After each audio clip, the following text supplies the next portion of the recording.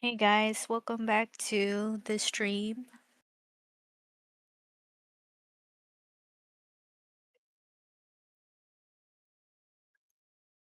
Hey Mark.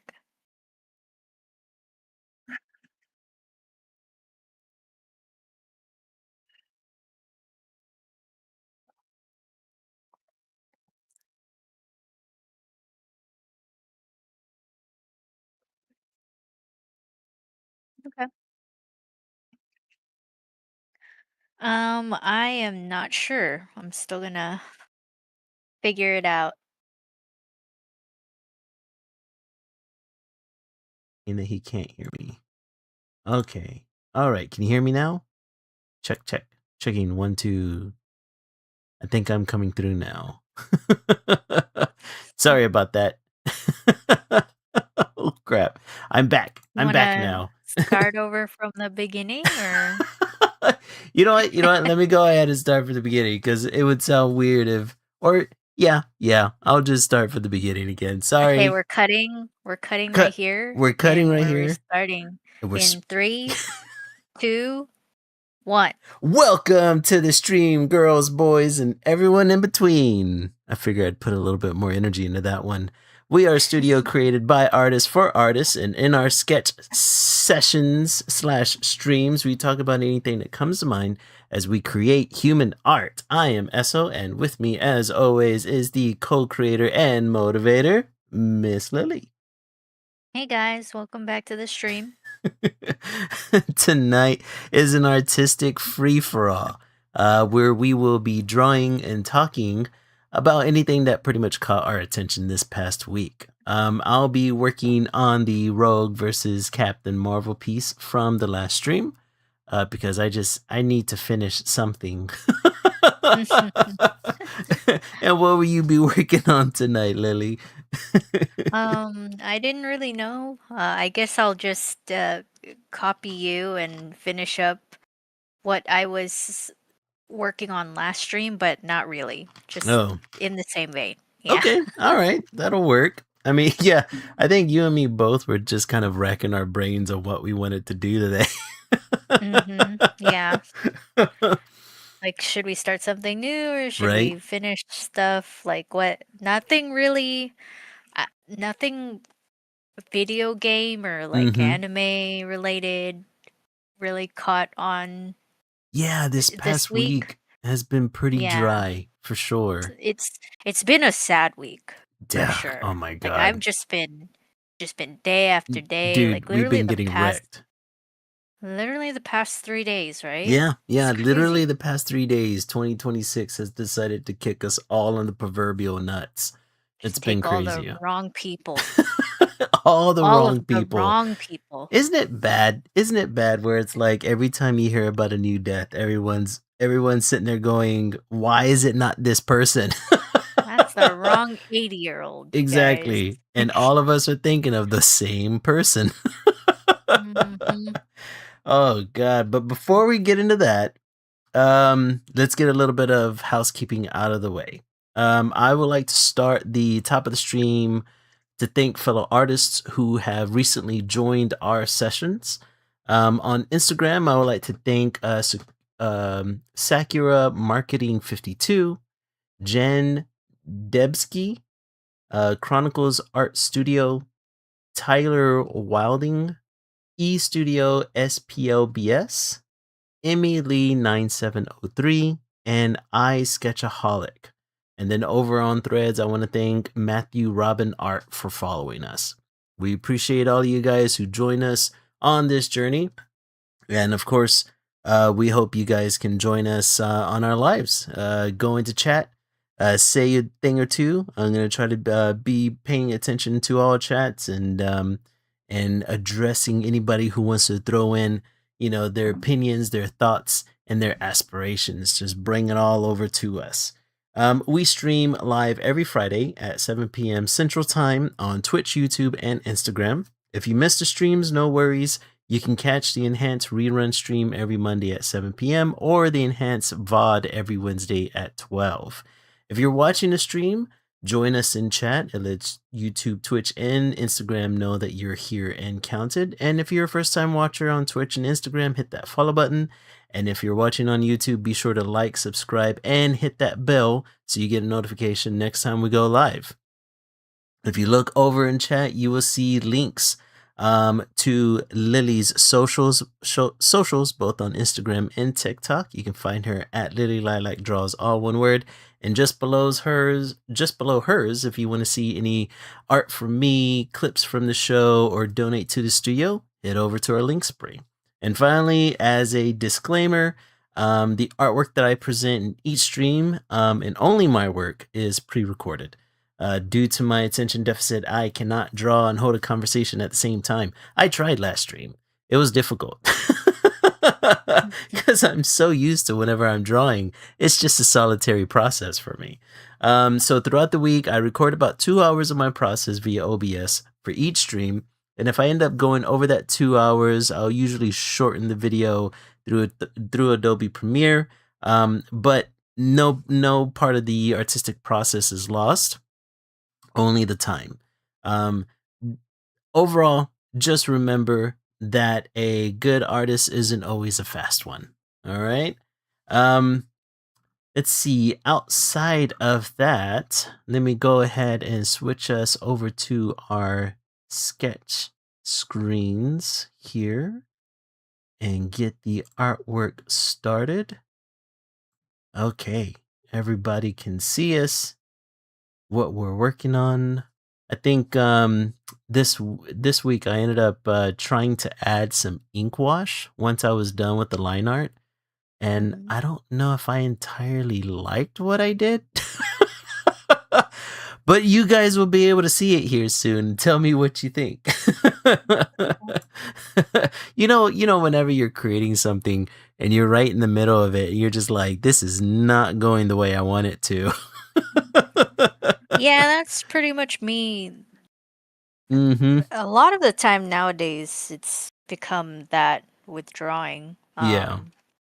It's been kind of a slump lately with drawing for me. Really? Which I'm glad that I am more crafty and creative in other ways. Like right Mm-hmm. now, I'm just inspired to do a lot of not traditional, but a lot of like crafty work. I'm Yeah. working on a costume for an upcoming concert, or really just revamping one. And then, I'm looking into like doing some bead embroidery, and I'm supposed to be working Oh. on this painting and stuff. But, like drawing right now has been kind of a schlock. Like I'll look at my sketches will be okay, but then when I start doing any type of rendering, it's like, oh, I hate this. I don't like how it's coming out. I think Mm-hmm. the last piece I liked that I did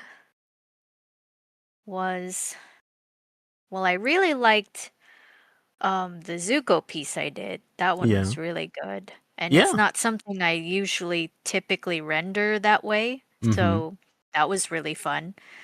And then the Amazing Digital Circus one is one of my favorite ones too, just because of the scope of how it feels really big, but it's actually not. But Yeah. it's more than what I do, so it's pretty big in that sense. But yeah, I don't know. Like, I didn't finish the Katara and Toph piece. Like Mm-hmm. that felt weird. Like it's just the rendering part that's killing me these Yeah. days. Yeah. I think I've kind of been feeling the same way, but not in the sense like I'm not liking my line art, but lately it's been feeling like I don't have an in-game plan for the art piece. So it's like Mhm. in my head, sometimes, I like to pre-plan my artwork if I can, right? Because Mhm. usually I feel like if I'm just drawing off the cuff, sometimes it feels very stiff or one-dimensional. And I've been Mhm. trying to play more with like angles and compositions, and I feel like that requires more planning from me. But then, like, in my head, it's weird. Like I got this thing in my head where it's like I can visualize the art piece, I can visualize how I want it arranged, I can visualize the 3D space. Um, but in my head, it's like my head has better skills than my actual motor skills. Dude, And that's I like every yeah, yeah, it's probably every going. artist out there, It's every honestly. artist. And so like I got this thing in my head and I'm like, yeah, I want it to look this way, but I don't have the technical know-how to do it I yet. don't have the skills to Exactly. do the thing. Like all of a sudden I'm just like, "Oh shit, this is where my skills kind of end and I really got to start polishing, reaching that final product look." And I Mhm. and it feels like every time I hit that wall, then all of a sudden my brain goes, do I have enough energy to do this? And then I'm like, Mm, yes, yes, I need to do this. I need to finish this. I need it to look like this. And I know I could do it with enough like dedication and trying to, really study the look I'm trying to go for, but oh my God. And then I guess like that executive function that executive decision dysfunction kind of hits me, and then like it starts going, well, now you got to start looking at this and you got to figure out how to color this way, and it like, oh my God, I get into my own head and I don't know how to finish a piece, and that's why I feel like I have so many pieces sitting around waiting for me to complete them, and I'm so afraid of all my pieces just kind of like all looking the same without any kind mm, of um progression that can be mm. seen that's happening between them, and I really don't want to rely on the strengths that I already have. I want to push myself. So it's like, yeah, yeah, it ends up becoming a demotivator. Yeah, that's how honestly, that's how I'm feeling right now with my artwork because Mhm. I'm trying to push myself with more um dynamic poses. I'm trying to do more backgrounds. I'm trying to do something more fun because every piece that I've put out before, like maybe last year, Mhm. at the end of last year, has all been the same. And Mm. it's just like, yeah, I like sketching and I like doing fan art. And a lot of that is just sketch work, but I want to do something more. I want to Yeah. start testing myself and Yeah. pushing that boundary and getting better. And it's just um I'm getting to this point where it's just like, oh, I don't have the technical skill to do Yeah. what I'm trying to do. And you Exactly. can kind of see it here. Like this was the piece from last week, and Mhm. you could see I tried coloring in a background and stuff like that. And I Yeah. got to a point where I just did not like what was going on with it. Like I tried rendering her. Mhm. Like I'm trying to do a really cool render, like how they render artwork for like League of Legends and the artwork in Yeah. those pieces. Like the artwork in that game is amazing. Oh, amazing. Yeah. Absolutely beautiful. Some of it is questionable, like some of the stuff that came out just recently. I'm just gonna say that right now, but Ooh. there's some particular artists on there that just home run after home run. Like these guys are the bread and butter of Riot, and they should Mhm. never leave, and You they should should never get keep rid of them. You paying hear the that, Marvel? money. Yes, You don't get rid of your uh, good artists. you don't get rid of them. You pay them more money. So, Exactly. because that's what the art is what brings people in. So, Mhm. you know, me doing what I've been doing with my rendering for so long, um, and not really, I guess, studying what I've wanted to do Yeah. up until this point is Mhm. like kind of frustrating me. And Yeah. it's kind of making me feel that slump. Yeah. Yeah, it feels like you're going into a test that you didn't prepare for, and it Yeah. yeah, you get real frustrated with it. Like You get even more frustrated because it's like I should know the answers. Like, I Exactly. feel like I've been doing this for so long that I I should should know kind of this. know something, right? Mhm. Exactly. And just it's like, no, I'm studying these art pieces from Wright specifically, and it's just like, I have no idea how you did this. I kind Exactly. of know, I kind of know how you did this, but it's breaking my brain because Yeah, I'm trying to do it myself, and it's like, holy shit, how did you, and like, it you feels actually, daunting. Yeah. it is so daunting. And the more Mhm. research I do, I find out that these people spend like maybe 90 hours on a piece. Yeah. And realistically, and they have so many freaking layers, like over 100 layers for Yeah. one piece. And Mhm. it's just like, dude, like trying to achieve this, which makes me feel better about myself because it's Yeah. like that that shows that much work and you can't achieve that overnight. Literally, they can't. They have Mhm. to do it in 90 hours at mm, an average, I'm guessing. But Yeah. like, We're talking so like 2 work weeks right there, man. exactly. Yeah, they're not work they're not working 90 hours straight, like, Yeah. and that probably doesn't even take the time of like planning it, you Mhm. know? I mean, So we can't feel that bad because A, yeah, we're not professional thinking that way. artists. You know, we got Mhm. day jobs.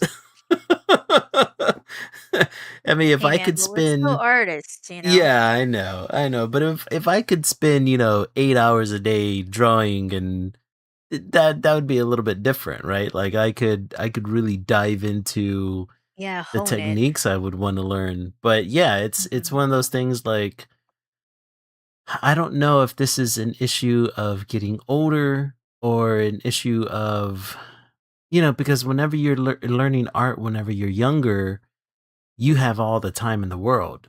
And then being older now, I'm just like, okay, I don't have all the time in the world, but I still want to learn this during my spare time. And then it becomes a matter of finding the spare time and making sure you're allocating your time properly to be able to learn the technique, and it's going to take longer, or maybe you might pick up the technique faster. It just all depends on the luck of the draw on that one, right? Cuz sometimes Mhm.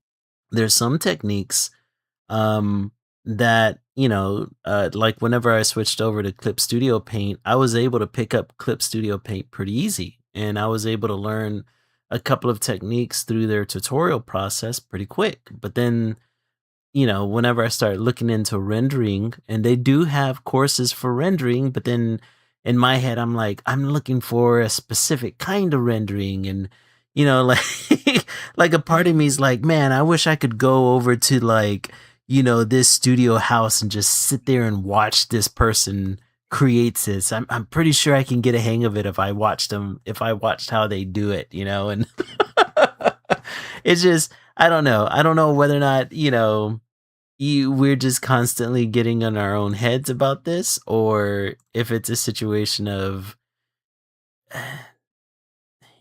Well, it's a lot of those. yeah, But, yeah. it's a mixture of things but like you said, putting that into perspective, like how long these professional artists who Mhm. have had the time to hone their skill, Oh, like yeah.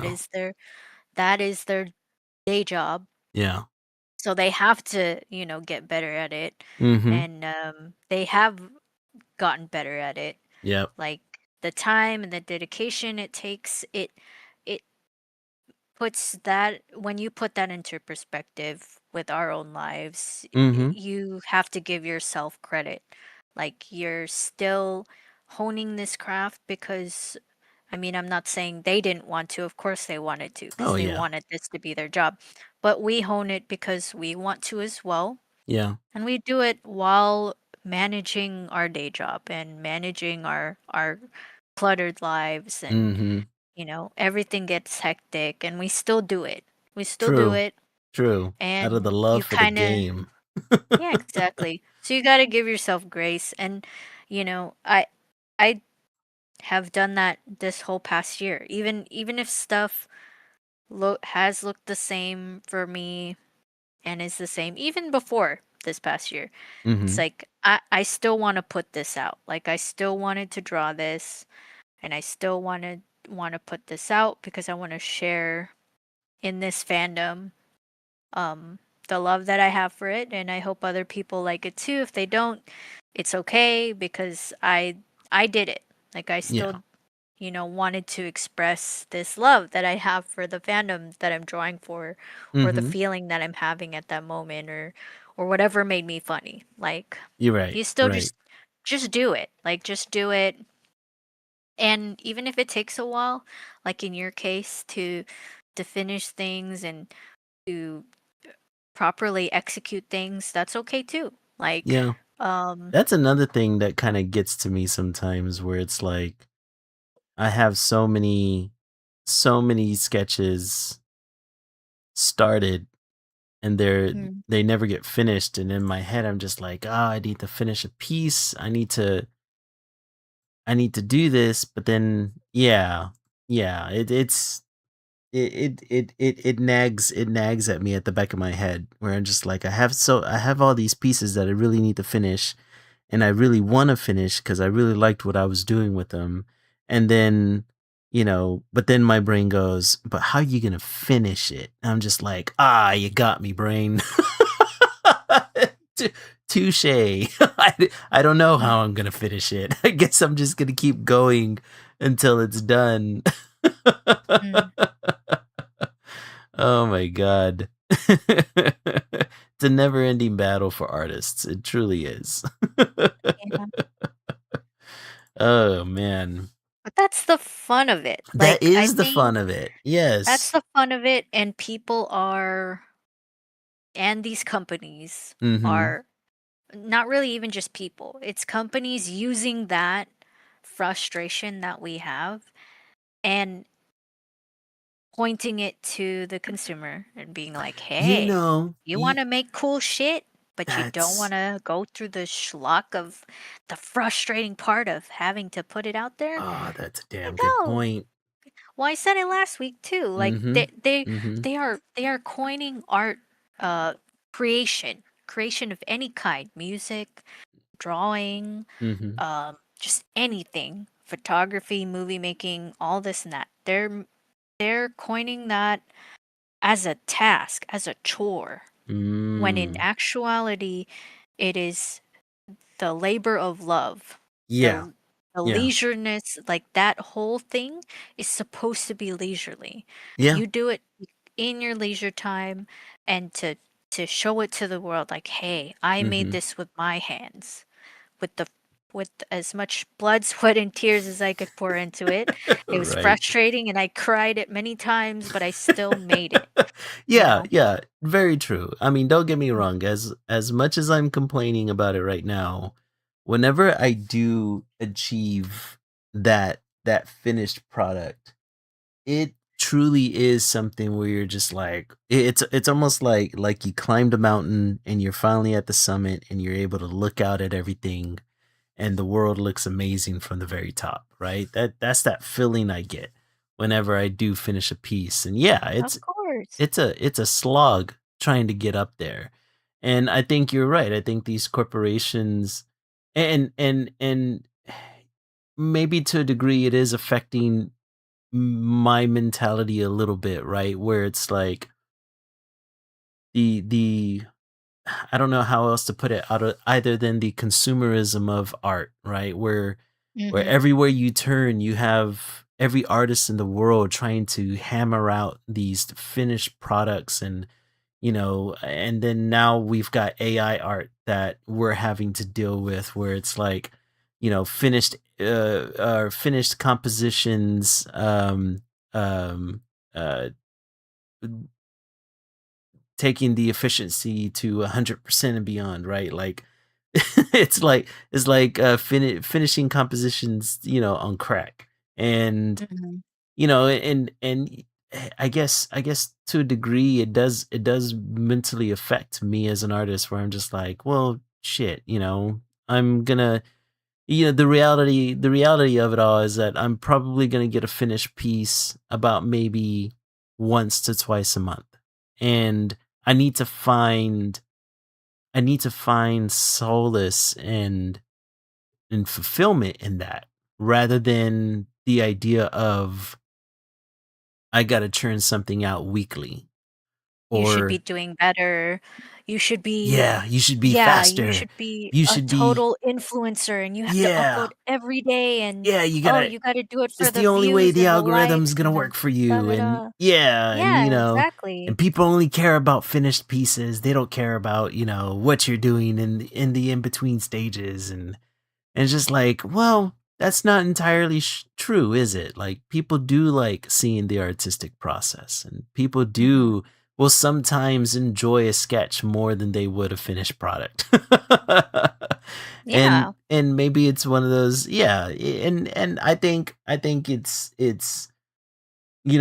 as artists, we're constantly fighting artistic burnout. We're always fighting artistic roadblocks, creative blocks, as we call them.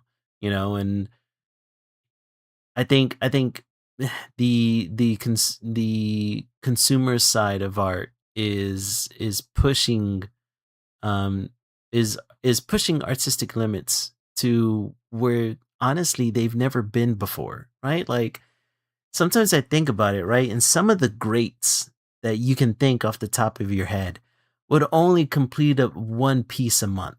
You know what I mean? And If anything, dude, I yeah, think, like, Van Gogh took years to yeah, complete his Michelangelo pieces. took years to complete his Like, pieces some too. pieces took, like, 30, 40 years to complete, Yeah. And which is so crazy because they didn't live that long. Maybe that's a exactly. wrong number, but it took years. It took Like, years for them to do it it. took years for them to finish And something. and we're such in a consumer based mindset nowadays where it's like we need Mhm, new stuff now, now, now, now, now. And yeah, I mhm. think I think that's like um the true cause of burnout for artists nowadays is this idea that Yeah, we have to be content creators rather than just artists. Allow us to mhm. just create, and then once you receive the creation, you can appreciate then. But like, I mean, nowadays we can find it in almost every facet of industry, right? Whether it be, people complaining that they don't have the second season of an anime right away, or people complaining that they need a sequel to a movie right away. And, I think it's negatively affecting everything. Mhm. It's negatively affecting so much where artists should just we need the breathing room to kind of allow a creative piece to kind of come out from us. And if we're constantly seeing everything as like as everything as kind of like a production line, right, where we need something new to pop out every week or every 2 weeks, I think we're, as artists, we're doing ourselves a disservice. But then, Mhm. you run the risk of, if you don't have anything coming out enough, you know, is anyone going to notice whenever you do create whatever you're, well, or is anybody going to notice whenever you do release something? And, it's the dichotomy of being an artist. you, you either create to create or you burn yourself out. I don't Yeah. know. So you just like, that's what I was doing, Mhm. was, yeah, I wanna create, well, my main thing was I was trying to create something every week because I felt like I wasn't creating, enough for the Mm. love of it, because I Mhm. used to draw consistently, like, Mhm. when I was a kid, and of course, you weren't bogged down with having to get a job and having to work that job and having to pay Mhm. bills and da da da, this, that, Way different but than it's what we like, our lives today. yeah, but it's like I should still be able to draw something or craft something or do something, Mhm. just as a little outlet, like to help um appease my mind and Yeah. to just think of something else Mhm. other than just work and this and that and the other thing. And that helped, Mhm. and it really was just for the love of that craft. Like, it wasn't for, like, I want to create something every week to try and fix my algorithm, or like try to grow my audience. If I grow my audience, that's great, but Mhm. really I just want to put something out there Yeah. and draw more because I feel like I wasn't feeding that love enough, you Mhm. know? Oh, And yeah. that's a nice way of, I feel like that's a nice way of looking at it, just wanting to do it more because I used to love doing it before and I still do. But, when you bog yourself with the idea of wanting to build your audience or wanting to um or like tasking yourself with that sort of thing, like Mhm. posting every week for that reason, like Yeah. growing your audience, um yeah, it is tiring. Yeah. And Yeah. that that puts you that makes you not want to do it because then it's just like it feels like a chore. Like you Yeah. you made it a chore yourself, and that is the fault of what society has made art making today. Mhm. Like that's how they treat it, and it's sad. Yeah. Like Yeah, you're yeah, absolutely right. you can make money from it if you push it to enough people and Mhm. it gains that traction, like with the YouTubers and stuff like that. That's how they gain their audience, by posting every day. Mhm. But yeah, a lot of YouTubers who are popular now have experienced burnout from doing Yeah. that. Exactly. Yeah, and they are grateful for the audience that they grew, but it's just like, Mhm. look, like if you want to be a YouTuber, that's great, but you have to understand like doing this sort of thing, It's and a and whole it's not job. like, yeah, it's hard, and you need to take care of yourself. Like Yeah. don't stress yourself out with something. Like we're not saying like don't well, you really shouldn't put all your eggs in one basket for really anything, Mhm. but it's more just saying like don't forget to take care of yourself. Don't forget to consider yourself first. Um yeah, just do it because you love it. And if you Yeah. don't love it at the end of the day, stop doing it. It's funny because I had come across this video on, I believe it was either TikTok or Instagram, where it's this guy and he's a musician and he goes up to, he's doing this skit where he goes up to a record company. He's like, "Hey, I'm a musician. I want to create music, and I'm looking to sign a contract with a record company to get my music out there to people." And then the music producer's like, "Well, we don't exactly do it that way anymore." And he's like, "What do you mean?" Well, and they're like, "Well, if you want to become a musician, you have to build your own audience."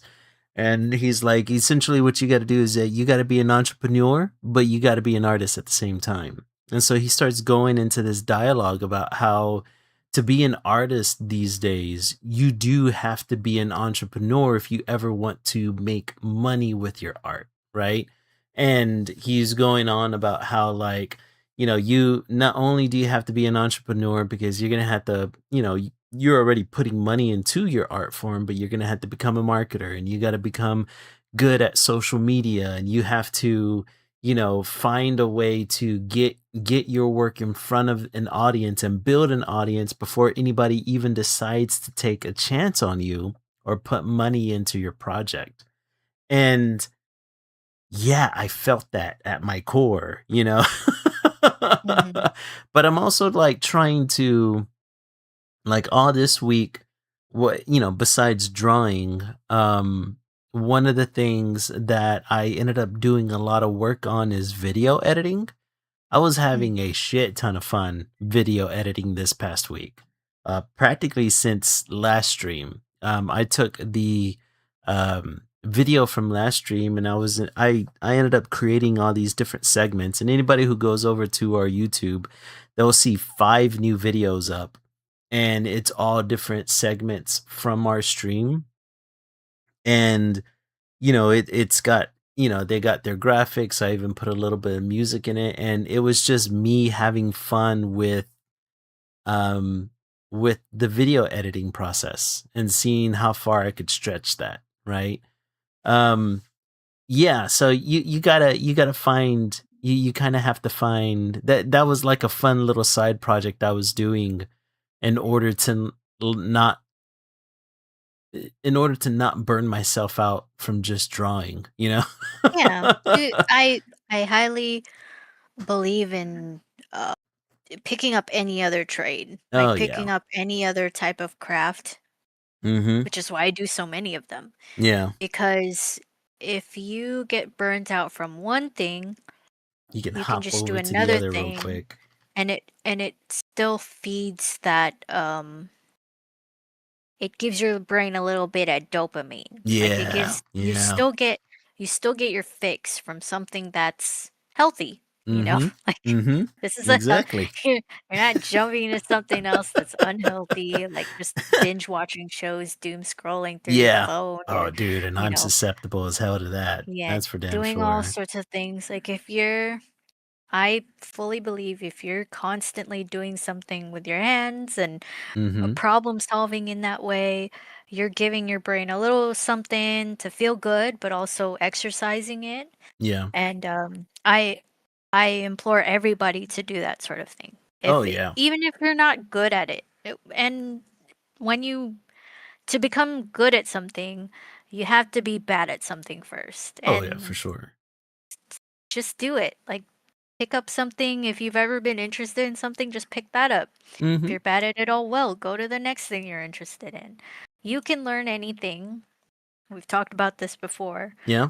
Just do it Just and do it. watch. You'll have fun. Like it'll Yeah. be fun even if you're not good at it. And who knows, you'll probably get good at it with time. Right.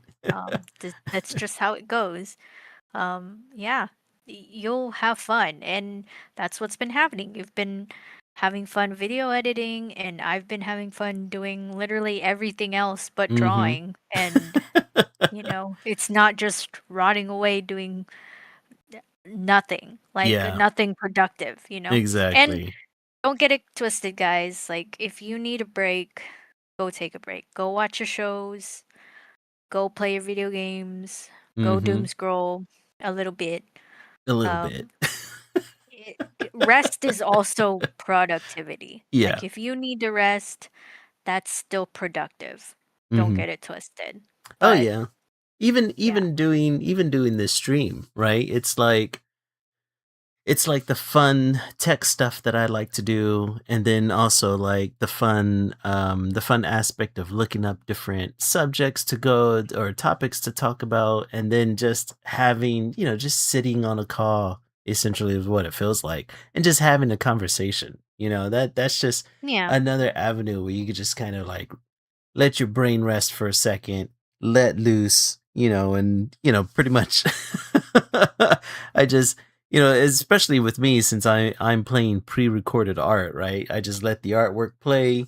I can have this conversation and then we could just go into different subjects and explore it in and out, and yeah, it's just it's a good reprieve from doing everything else. And Mhm. yeah, ultimately, I just need to learn not to like get into my own head too much about, you know, finished pieces. I guess I just annoy myself whenever I feel like my artwork's looking the same too much. Mm.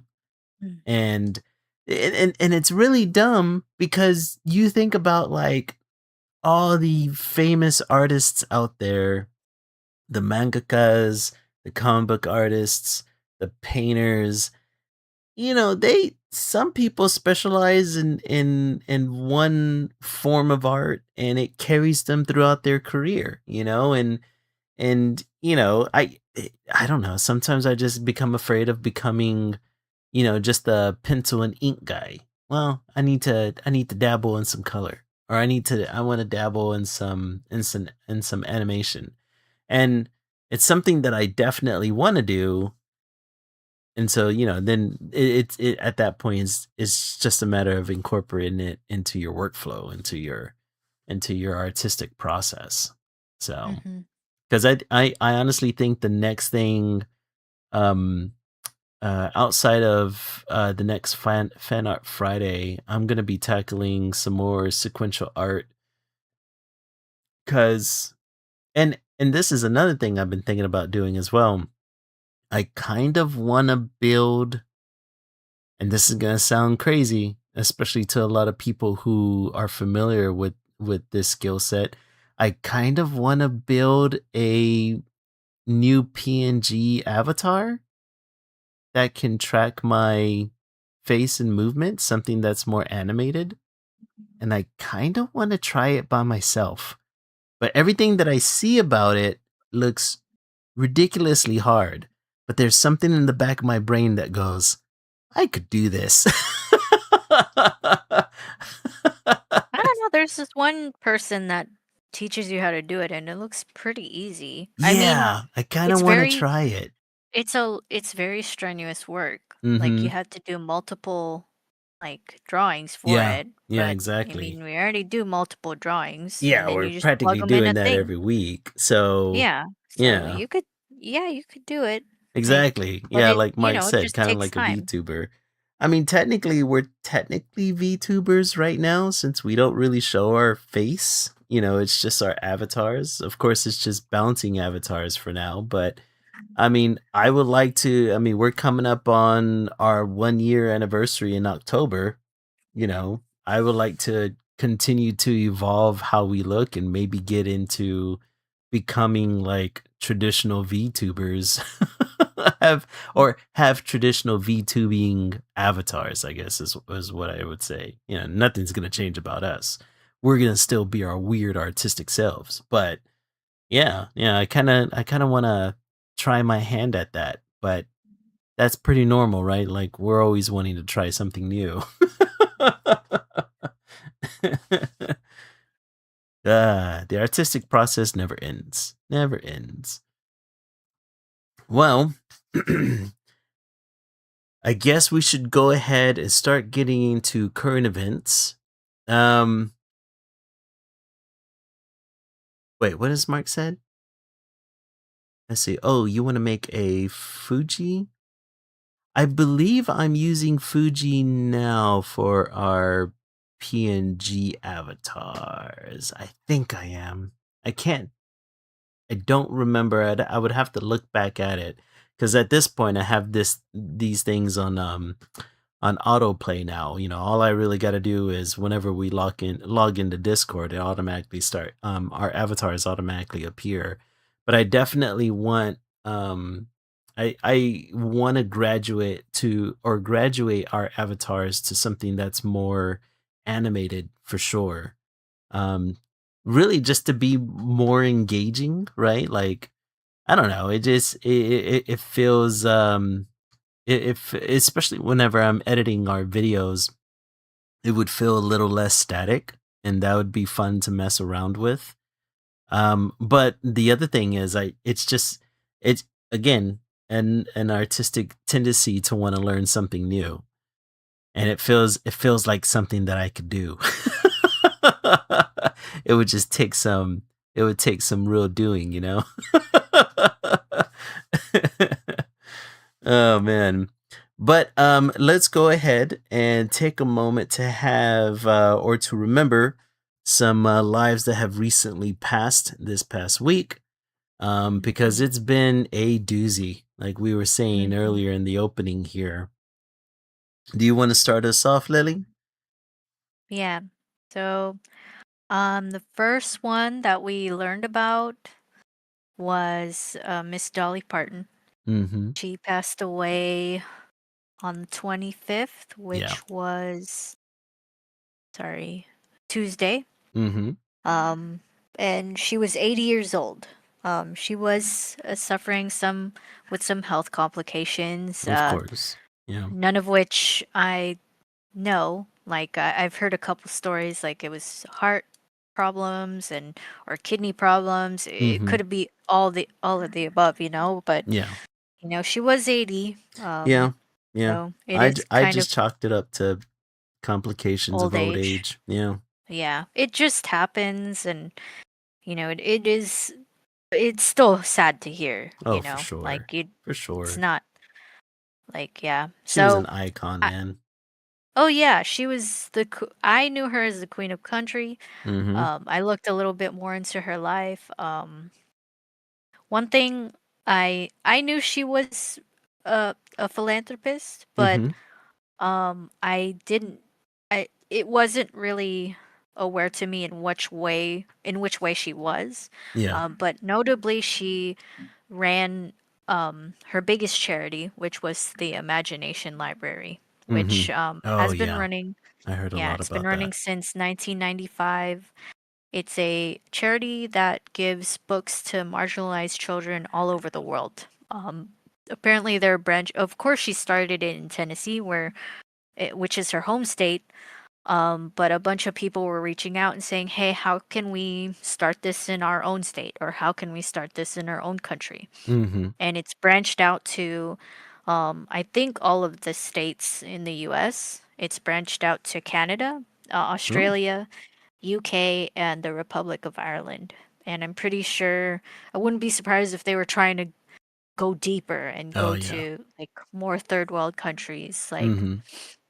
um, yeah, and I recently learned, through Instagram Reels and stuff like that, that um, I think the government was helping fund it, Mhm. but then they defunded it, Yeah, they defunded it. which of course they did. And Mhm. Yeah. I don't care. I don't care which administration it was. I can 100% believe that the US government would do something like that.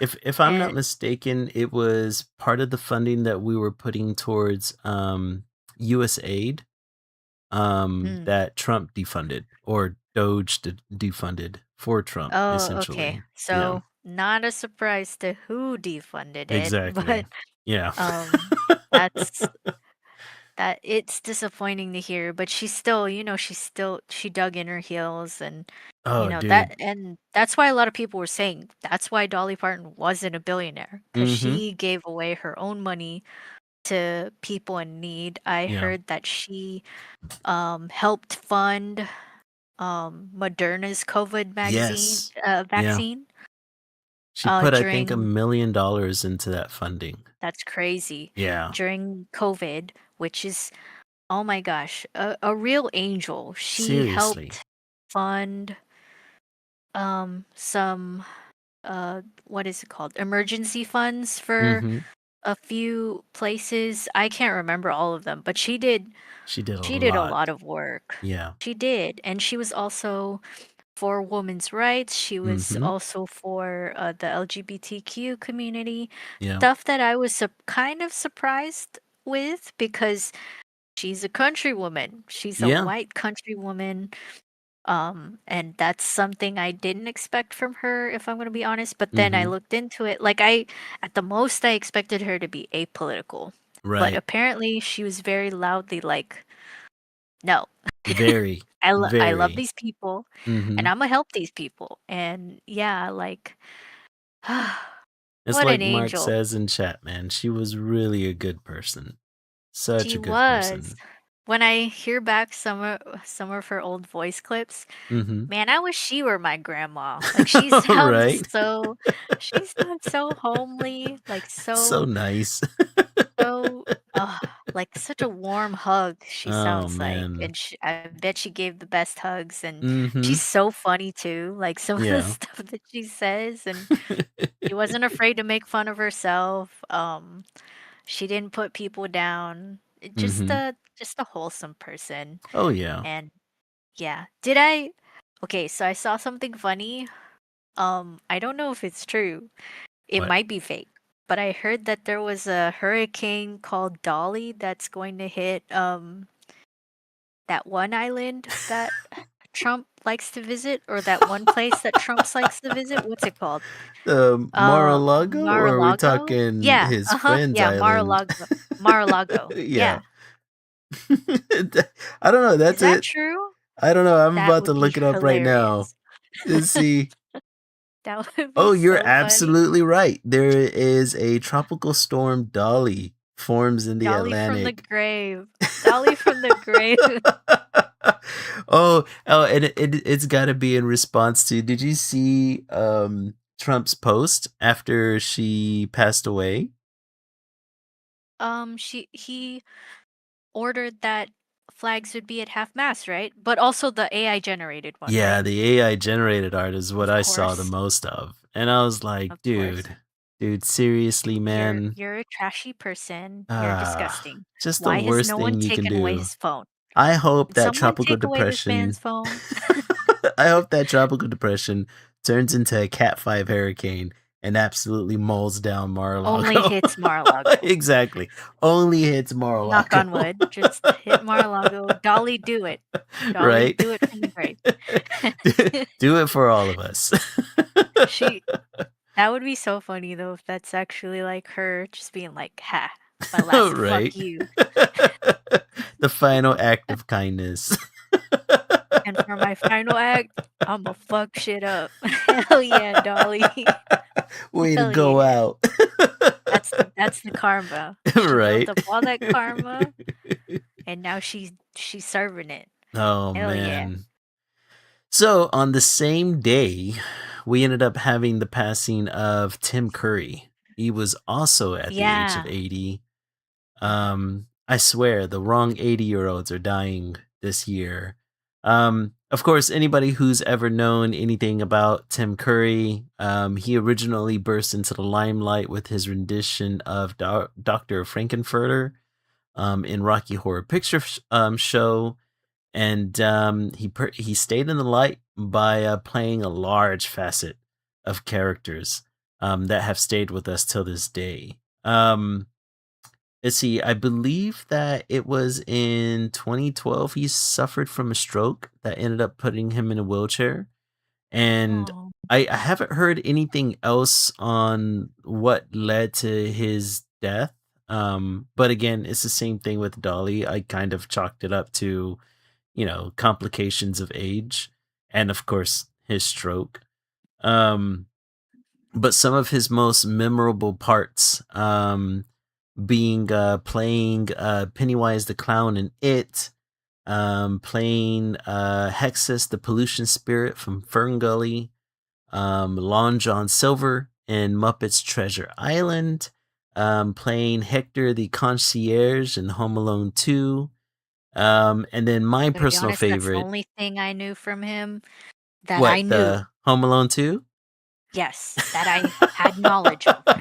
Whenever I saw his face, I was like, "Oh, it's Yeah. that guy," you know, but I didn't know I wasn't aware of all of his voicing, like all of Uh-huh. his voiceovers, and that's crazy that he Yeah, did that oh, much. dude, he did a lot of voiceover Yeah. work. Yeah. That my personal favorite role of his was playing Dr. Poole for the movie Oscar.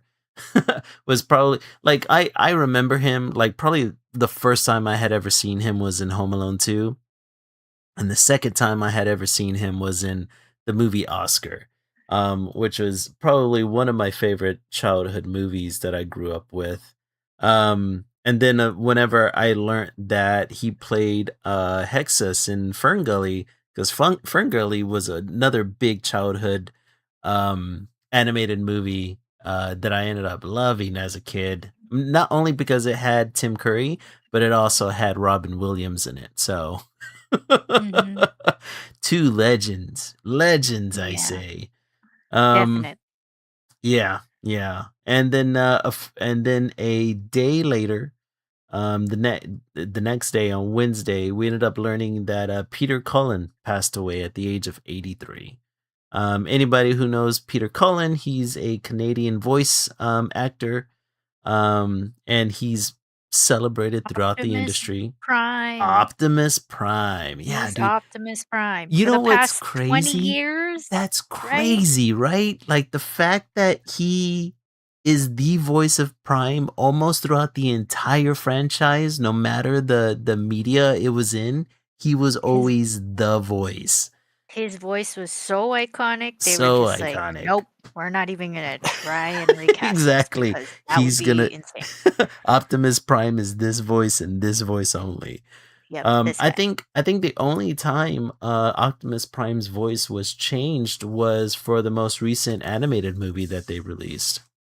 Yeah, cause Which he was younger in yeah, that yeah. one, Mhm, which, by mhm. the way, I recommend the movie, it's Oh pretty good, yeah, and I'm I sad to recently hear saw it that it too. wasn't.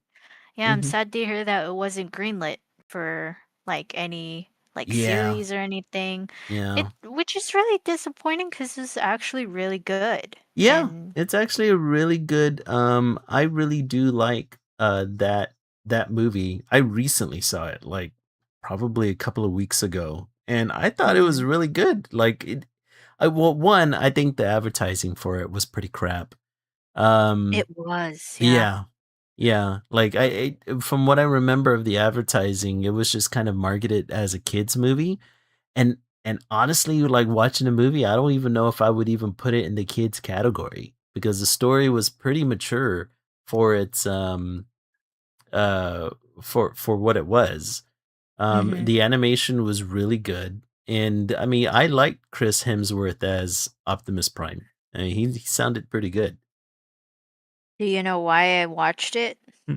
'Cause I would have never watched it just just 'cause, uh, I watched it because it was showing before, Sonic the Hedgehog 3, Uh-huh. some months before, and they were Yeah. like, "If you come they're both from, I think, Paramount, right? Yeah. Yeah, I think they are. Okay, yeah. So, they were like, "If you come watch this on this day to this day, you'll get an exclusive limited edition Shadow the Hedgehog poster Oh, from the damn. movie." And that's why I went. I only went for the And poster. Lily was like, "I gots to have it." Yeah, I did.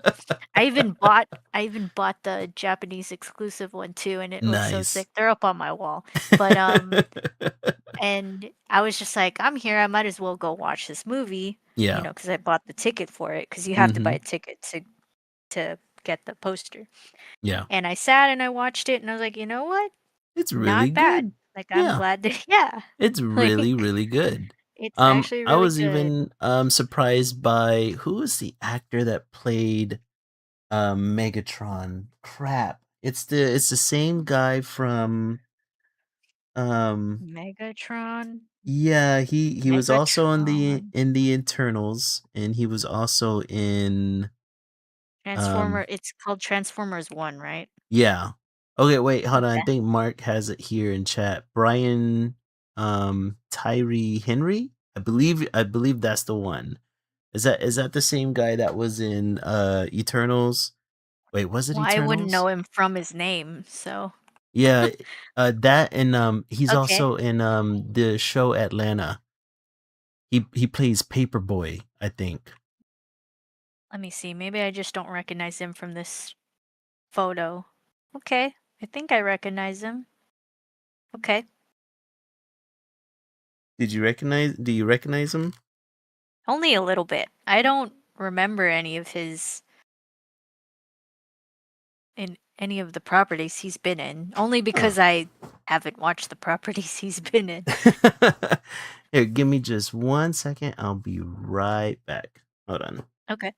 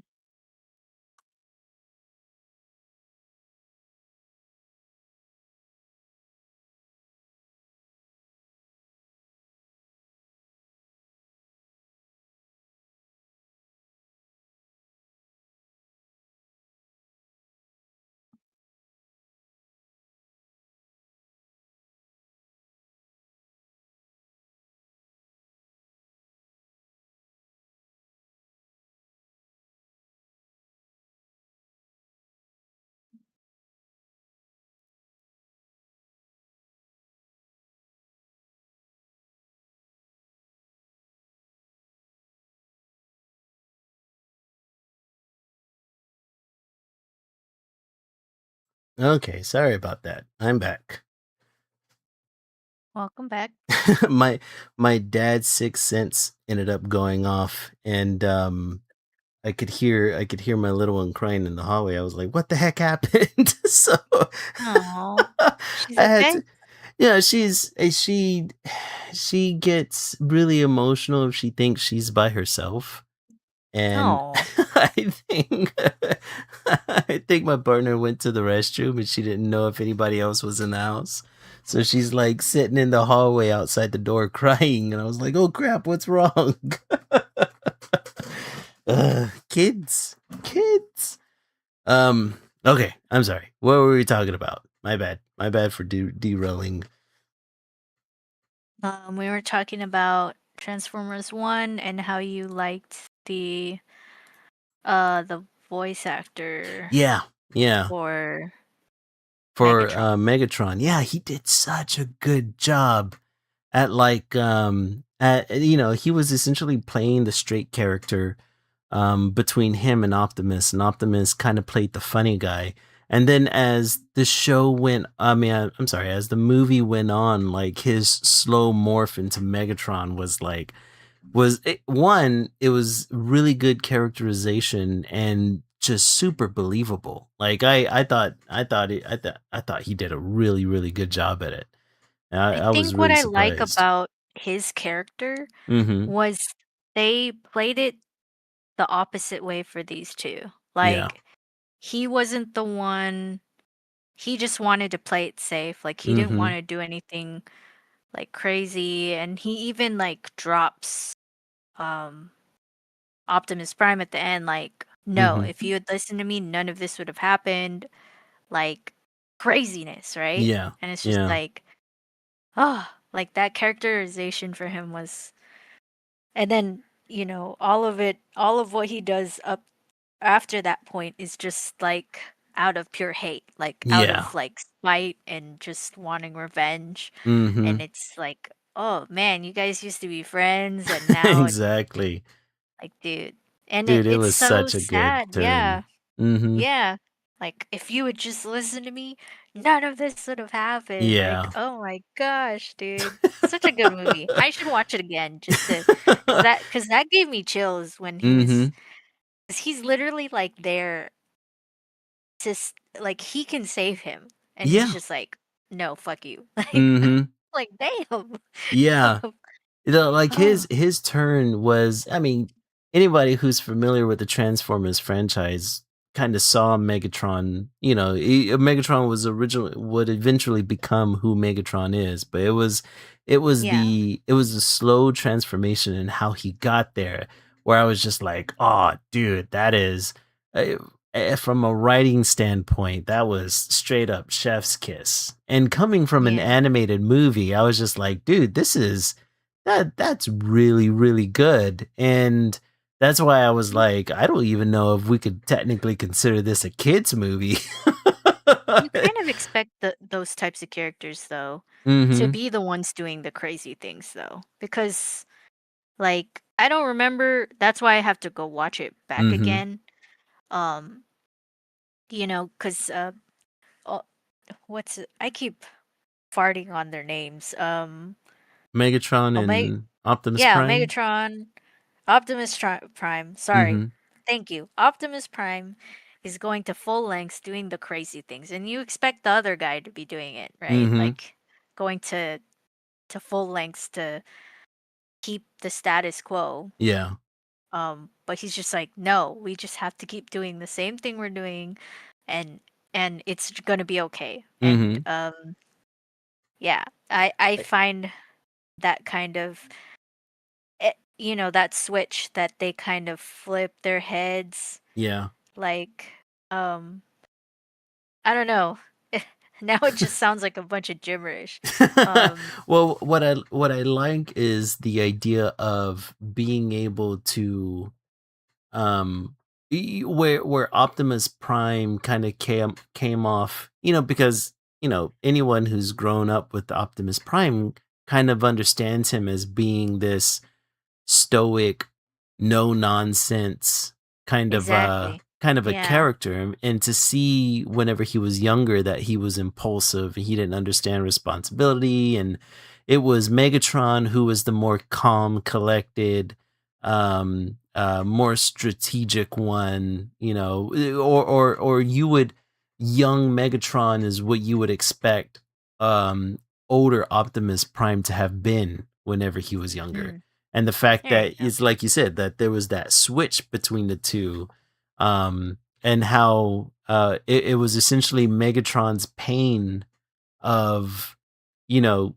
constantly like almost like I'll straight up say it. Like I was during that movie, I was kind of like, yeah, Megatron ain't exactly wrong. He did it the wrong way, but he ain't that wrong. You know, like Optimus was a pretty bad fuck up throughout the entire movie and constantly got him Yeah, into he trouble, you coulda know? yeah, he coulda just stopped too, but, you Exactly. know, you give him props though that you know why he's doing it. He's doing Yeah, it because yeah. he knows that there's more for Mm, them, mhm. and he just wants to find out why, and it's Yeah. just like yeah, I so think that was but the fun that's thing throughout the entire storyline is that both characters were sympathetic in their motivations, which is why yeah, it's like that. I guess that's why I saw the themes of the movie as not being entirely I didn't see it as being a kid's animation. I saw it more of an adult animation and like a more simplistic vibe, you know? But the themes, Jesus, man, the themes are just that was good stuff.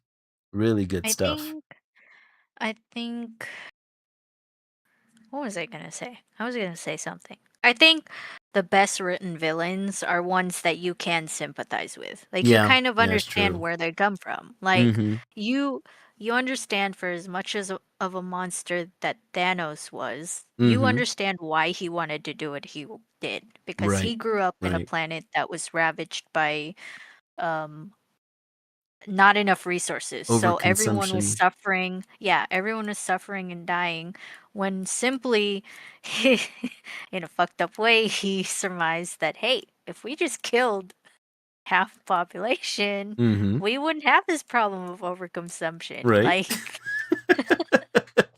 so yeah, it comes from a place of suffering and him not wanting to see other people suffer, but Mhm.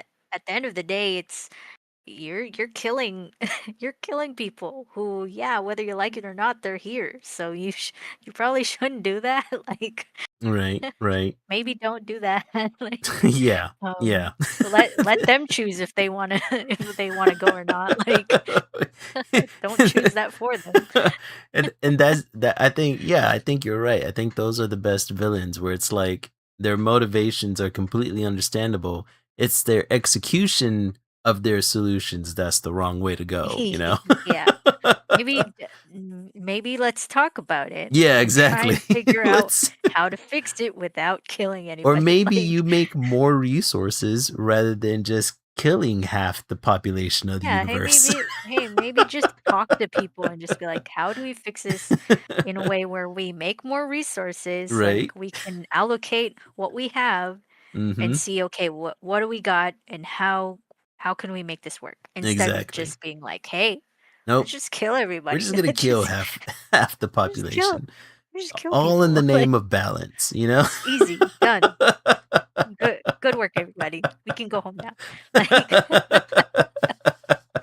um yeah, you saw it with, like, Killmonger, you understand Yeah. why he's doing what he's doing, like, you Mhm. can sympathize with his plight, but Yeah. at the same time, it's like, "Bro, you're not That this isn't it." execution. Yeah, Yeah, that no, execution's that not ain't the it. best. Like, Well, need to and not. Transformers 1 was, like, literally the first time where I actually saw Megatron in a more sympathetic light. You know, because Oh, yeah, mhm. up until that movie, he was just the bad guy, right? Like, he was the bad Yeah. guy, he did bad things, you know? Which is crazy, you kinda get whiplash when you're watching the movie and you're Mhm. seeing him in this way, and you're just like, "Oh, he's actually, like, a decent guy. Yeah, He just yeah. wants to he just wants to be a law-abiding citizen and and do his work." Yeah. Um, you feel bad for him, but then up to that point where he just ditches his friend, you're like, "Oh, no, yeah, that's him. That's the Mhm. guy. That's the That's the one we know. Megatron I was waiting on. Yep, that's him." Oh. But yeah, man, Peter Cullen, he's gonna be missed, man. I I know. really I wonder if he was training someone to be his replacement because I that's what don't happened with the know. voice actor for Mickey. Yeah. Mickey, before he passed, he was training someone to be his predecessor, Mhm. which is kind of Don't cool if don't you think about it. for a lot of the Disney characters, they have underlings or understudies. Um I with don't the know main actually. voice actor? Because I know like Donald Duck has had like at least 3 voice actors at this point. He has? I believe so, yeah. That's And let me crazy. see. I think the only character who hasn't changed their voice actor in a long time is Goofy, yeah, is right? Goofy. Yeah, Because that's Goofy. that's That's the yeah, guy. exactly. You can't You can't you really can't replace change that that guy guy. until Like, until he passes, you know what I mean? oh But man, I'm don't pretty break my sure heart. let me see how many Oh people no, Kingdom Hearts won't be the same. Like, honestly, yeah, when Mickey passed, like, Kingdom Hearts is not the same. Same as like any Mickey properties. Like you Yeah, can just yeah. tell. Like his predecessor does do a good job. It's you can tell it's not the same Mickey, but Mhm. yeah. Okay, so there has been 2 voice actors for Donald Duck throughout his Okay. run. You've had, originally, the original voice actor was Clarence Nash, and then most recently, the new voice actor is Tony Anselmo is his name, and he was trained by Nash, so he was a understudy. Okay. That's crazy, man. And Yeah, I'm sure I think only Disney one has other people person trained has up. voiced Donald Duck, which was, Don Cheadle. Okay. Did did you ever see that episode of, dang it, what was, the name? Like the newer series? Yeah, the newer series with Huey, Dewey, and Louie. Oh, DuckTales? DuckTales, there we go. And so it's like the episode where he talks normal, Yeah, right? yeah, that's That Don was Cheadle's funny. voice. Yeah. They got the most not even just normal sounding guy. They got like machismo sounding dude. Just so funny. Right. Just have Whenever you can Donald sound finally normal. understand them. The funniest the funniest clip for Donald speaking, Mhm. uh them making fun of it is the clip from the Three Musketeers. Have you Yeah, seen that yeah. movie? Mhm. And and Donald's trying to tell Mickey what's going on, and Mickey just looks at him and he's like, "I'm gonna be honest with you, Donald, I had no idea what you just said." And he just packs his suitcase and starts running starts like, "Well, I'm out of here." This is the best thing ever. Oh, dude, like, have you seen those new, Mickey Mouse cartoons, that have Oh, they're come out? so funny. Dude, they are They're so so fucking funny. hilarious. My Yeah, god, that one man. is so good. It's Mhm. like it harkens back to old SpongeBob humor, and maybe Yeah, even a yeah, little bit of Ren and Stimpy humor, yeah. where it's like kind of that type of cringe, like, Yeah, "Why are kind you of doing random that?" humor. Yeah, that Yeah. cringy makes your face go, "Ooh." Yeah. And they That's actually so do that in good. the show, they're like, "Ooh." I ended up getting That a one's vocal good. stem from that stupid show because What's your vocal stem from the it show? was I mean, so it's that episode where they're cattle herders and they're around the Mhm. campfire and they're all going, "The code." There's so many good ones from that show. I need to Yeah. just put it on in the background and be like, "This is my new thing now." I'm just gonna Yeah. say this whenever stuff happens. Mhm, mhm. But that show's really good. I don't know if it's still running. I think it was a limited run. I don't know if there is still seasons going on. I Man, mean, check just to be I think it's a sure. mini series. Like it's not Uh, even full-fledged. yeah, it's The Wonderful Yeah. World of Mickey Mouse. I Mm. think that one only, um 2020 to 2023. oh, okay, so it was only 1 season or Let me 2? click. Like, they need to make, more if that's the case. Cause yeah, it's only 1 Eh, season. it's 25 episodes. 20 shorts, 5 special shorts. Okay. And each episode, oh wait, they even compiled the amount of minutes each season was? No, it says Damn. that there's 2 seasons. So there's 2 seasons? I I think guess so. 12 episodes per season, roughly? Well, let's look. Um, okay, so the first season was 20 episodes. Mhm. Okay, so yeah, you're right. It's 1 season and then the extra 5 episodes were the specials. I see, I So, see. yeah. So it ran from first season ran from November 2020 to August 2021. Mhm. 2021. Why did I say it like that? And then season 2 was February 2022 to July 2023. Yeah.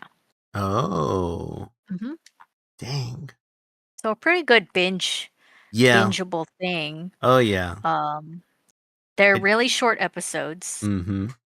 like probably like 5 minutes long each, I think.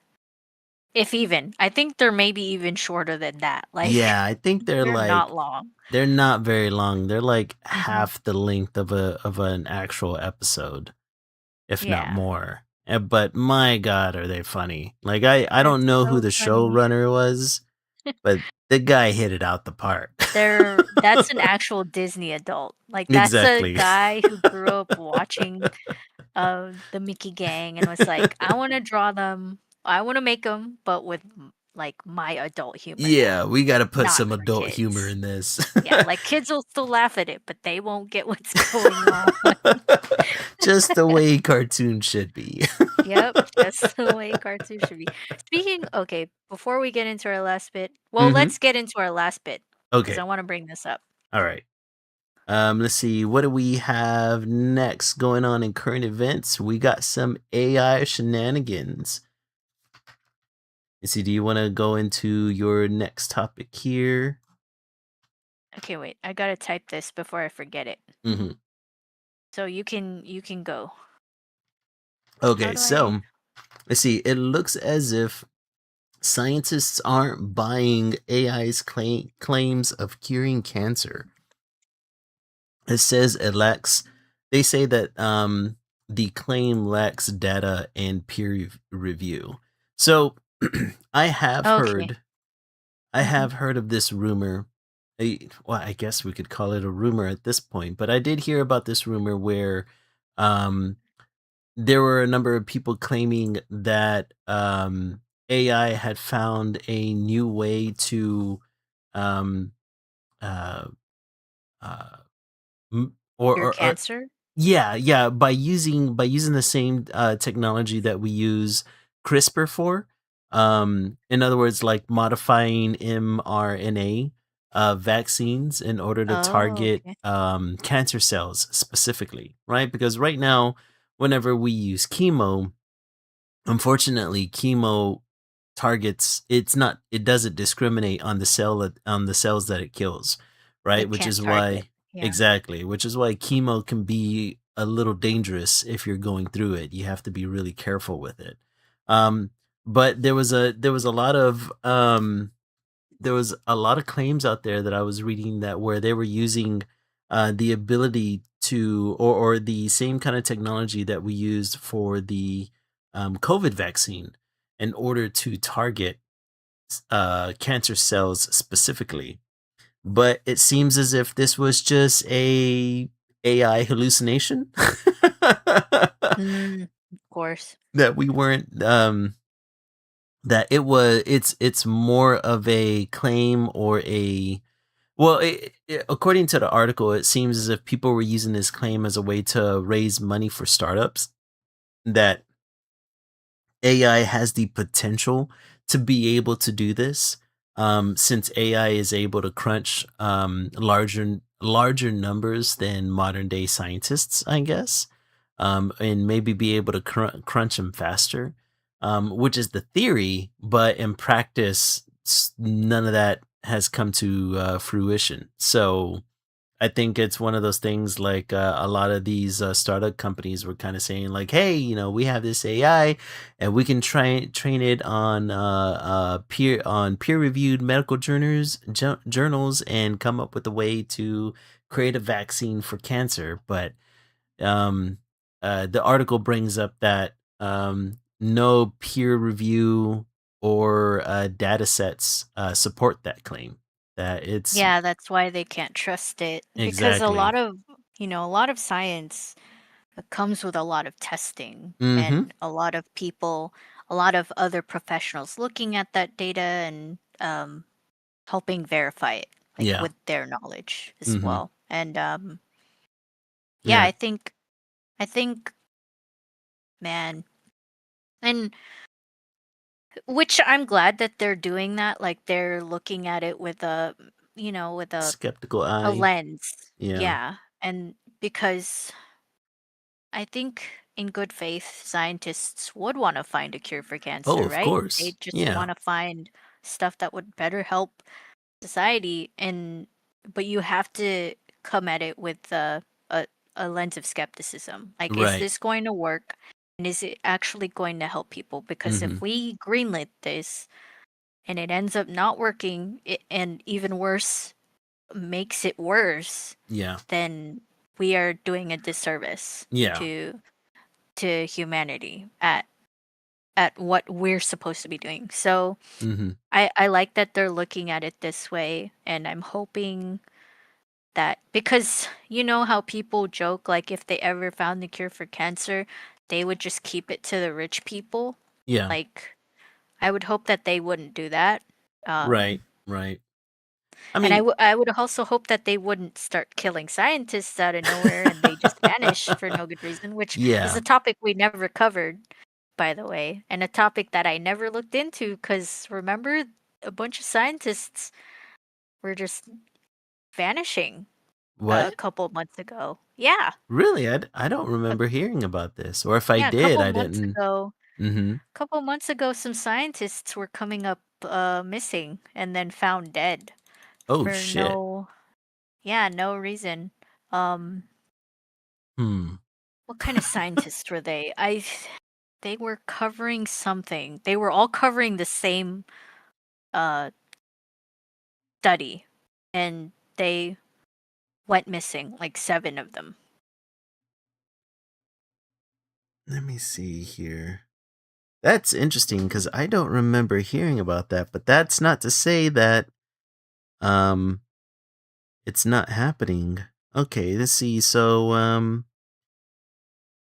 FBI agencies led by or federal agencies led by the FBI are investigating the mysterious deaths or disappearances of more than 10 scientists and More researchers than 10. tied to Ugh. sensitive US nuclear space and defense programs. Oh no. Oh yeah, it had something to do with space. Yep. Oh shit. Isn't The that affected scary? Yes, the affected individuals worked for organizations like NASA's Jet Propulsion Laboratory, Los Alamos National Laboratory, MIT, and US Air Force. That's not good. Yeah, they worked Why? for NASA and they were coming up missing. Oh damn, and this is all within the span of 4 years. That's that's kind of intense, right? Because then we Mhm. start getting into the idea of all right, so if this specifically has a lot to do with uh missile technology, right? Which, uh whenever we're talking about jet propulsion, whenever we're talking about um the Los Alamos National Library and MIT and the Air Force, we're talking about weapon systems. And if scientists are all of a sudden disappearing or found dead, that has to deal with weapon systems. And, we've essentially, as a globe, have been in a arms race with various nations. Mhm. Everyone from Russia to oh god, a number of Middle Eastern countries. Yeah, that's scary, man. That's scary. Um, I don't know. I don't know what to make of that. I don't remember hearing about this, but now that I'm reading it, I'm just like, oh, that's Whenever they start going for your scientists, we got real issues. Yeah, that's a little concerning, That right? is very concerning. And they're all from the same place, Yeah, yeah, yeah, or so it the can't same be field. It's not a yeah, it can't coincidence be as much. that's too much of a coincidence Yeah, if this to started in 2022, I don't remember hearing much about it, wow. which They is only even started more talking about it worrisome. Mhm. yeah, they only started talking about it, like, a few months ago, and then it went up in smoke again, like, they stopped talking about it. Ooh-wee. Yeah, so Ooh-wee. I hope nothing bad comes of this. and that's when I think I was trying to wrap that up into this little bow, Yeah. 'cause it's like, I would hope that whoever these scientists are who are pointing to speculations of this, Mhm. um, you know, also don't end up missing, or if they did Yeah. find the cure for cancer, they don't end up missing, like, Mhm. just stop taking the people who are trying to help Yeah. humanity and stop Yeah. making them missing, Well, like and that's the other thing that worries me about these startup AI companies who are trying to make these claims, because it looks as if, um, or the realm or industry of AI has always been kind of tied up and go hand in hand with a lot of pipe dreams that people have of AI. Um, and whether or not AI is going to be able to, um, as a lot of these tech bros like to say, usher us into the future. Um, and yeah, I always become skeptical and wary whenever you start seeing like huge claims like, oh, my AI is going to be able to cure cancer. Whenever it's like cancer is such a diverse anybody who knows anything about cancer, right? Cancer is like a fingerprint, right? Every cancer is different from each other, and every person who has cancer is going to be a little different from everybody else, because all it is simply your human cells deciding to evolve and not die, right? Mhm, And then they slowly take over your body and kill you. Um, which is why, like, the idea of there being like a universal vaccine for cancers is not to say that it's not possible in the future at some point, but where our current knowledge is at, it's almost a pipe dream, So the mhm, fact that you have all these tech startups coming in trying to promise the public about this miracle cure just it just feels bad, man.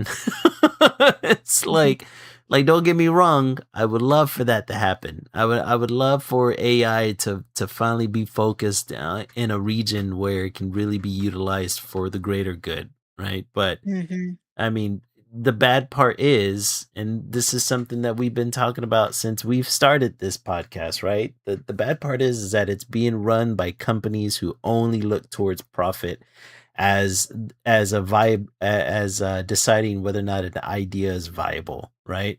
And therefore, I don't think that the ethics of a corporation are ever going to align with the greater good for society, right? It's always going to be the greater good for the company. Um, and unless they can find a really good way to monetize a cure, I don't think they're going to be training their RNA, right? I don't think they're going to be pointing their RNA to these kind of problems.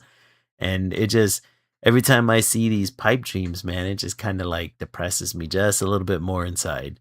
It's like, yeah, I would love it. I would love for this to be a thing. But is it really happening? And that's whenever you turn to the scientists, they're like, are they really going to be able to do this? And the mhm, scientists have to give you this slow sigh of like, no, this isn't really happening. And I don't mean to be a Debbie Downer about this, but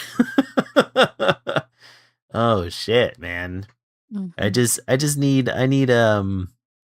I need these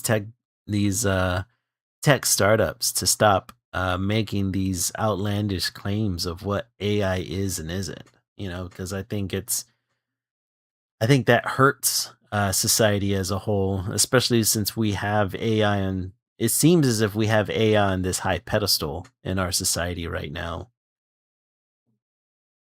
Yeah. I mean, hell, just look at the next topic that you have, if that gives you any Um, idea. let's see. The next one I wrote about was, oh yeah, Harvard has started a new boot camp where they use AI clones of its professors to help Jesus run the Christ, course. man. Yeah, for 8 weeks, at the cost of $6.99. Uh, the course would let students rehearse in front of these AI clones pitches for board meetings, basically. So I guess helping teach them how to talk to people Mhm. without the people. And Ah, damn it, man. um and it allows for, I guess they're also cloning like the ideologies that the professors hold, Yeah. because the whole point of it is that they can reach out to these AI clones and ask for feedback, no matter what time of day it is. Yeah. And yeah, it's super dystopian. It feels very Black Mirror. I can't Mhm. believe we're living in this right now. It's crazy that people are kind of backing this, because it's like it's ironic that this course is helping you try to pitch to humans, but Mhm. you're not using a human. You're using a robot You're using a to bot. help Yeah. teach you. Yeah, it's really weird. Yeah, it worries me, because recently in the district I'm in, they sent out this, I don't it was a survey that our, school district, was holding, and it sent it out to a number of parents where it was, asking about what they're calling at-home learning option, which is essentially what they're trying to do is that they're trying to, um, I guess, have students be able to bring some of their lessons home and being taught at home as opposed to just purely in person. And they were just trying to get a feel for what parents thought about doing this. And then whenever I read this topic of yours, I was like, "Oh God!" Like if it's because I used boot camp in in college. We used to use boot camp in our graphic design class, in order to have conversations between us and the professor. Um, and if they're now implementing AI to mimic these professors, I don't know what regulations we have in place to stop them from doing it on a public school level, right? Mm, Because I mean, we're already having issues of having enough teachers and having enough people pursuing becoming a teacher. And if if legislators from my district are trying to look at this new at home learning option, um, it worries me that they're essentially going to start having our kids learn from AI bots. mm. You know what I mean? Not Like, actual humans, yeah, like not someone actual who could, humans. yeah, someone who could teach them because what comes with learning at a school, right, is Mhm. also learning how to be a socially acceptable Yes. human being, Yes. because it also School teaches you how to socialize with people, exactly. adult people, and Yes. people And also people your your own age. age. Yeah. Yes, exactly. That's the whole that's one of the important factors of going to school. Would say it's it is the most important reason why you should go to school, which is Mhm. why it's one of the things I would argue, yeah, you should probably go to college Yeah, because you can further learn how to socialize with people yeah. and make potentially long-lasting connections. Like, Networking, baby. Yeah. mhm, yeah, like it's yeah, it's terrifying. It it's just the irony of why the class even exists. It is hmm funny that they're Yeah. using AI for it. Yeah. That Kind that's of ironic. that freaks me out a little, man. That freaks me out a little, especially since we live in a state that has like gone full steam ahead for charter schools. And the fact that it seems as if they're trying to find new ways of cutting costs or cutting funding to public schools um by what if because I ended up answering the survey that they were sending out, and I'm asking questions like how am I going to get a guarantee that this isn't like another part of your the charting school, what I call it, the charter school scam here in Texas, or how am I going to be sure that the proper funding is still going to be going to public schools instead of this at home learning option that they're trying to implement, or like it's just and Texas would be the state to kind of implement something like this right away. You know what I mean? Mhm.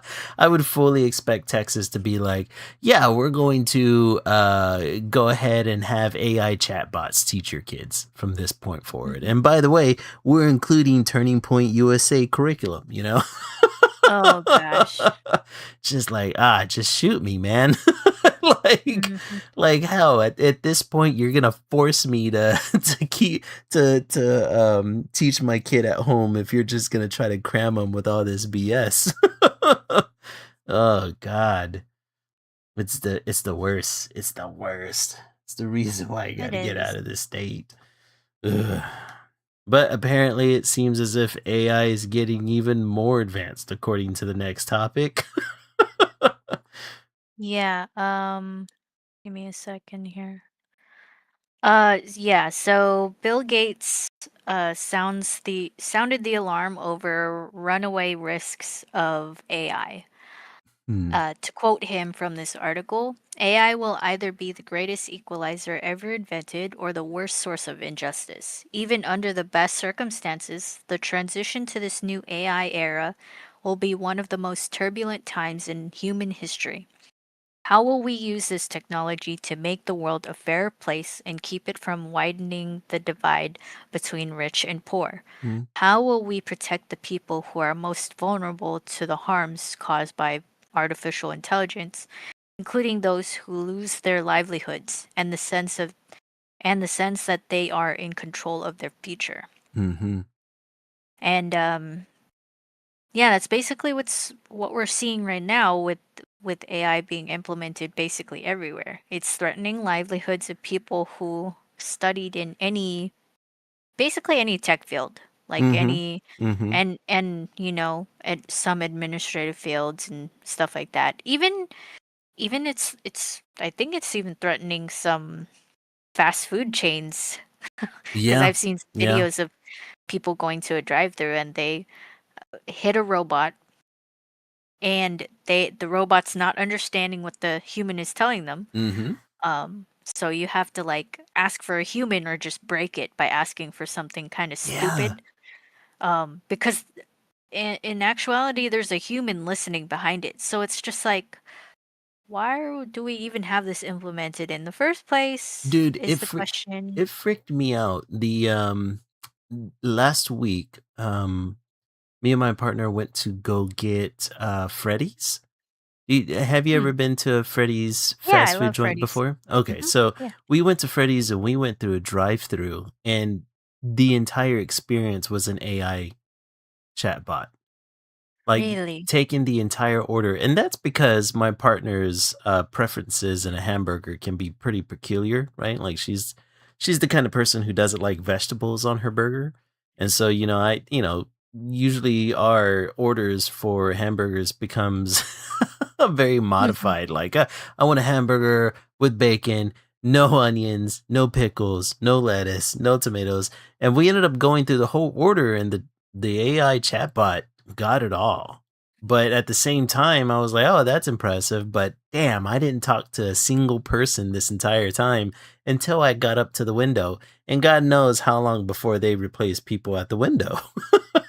Mhm. Oh, Yeah. man. And that's so weird Mhm. because again, it's removing, so we're in a job crisis right now, but Yeah. we're in the market to remove jobs Mhm. by replacing Mhm. it with AI. Okay, Yeah, that's it's bad interesting. enough we have, like, the highest unemployment we've had since COVID. Yeah. So they're Yeah. doing this. They're also, threatening people's careers who have went to school for that Mhm. sort of thing. Like the tech field is being threatened. Of course, the art field has never been respected, so now it's Right. being put down even further. Even more, Um, yeah.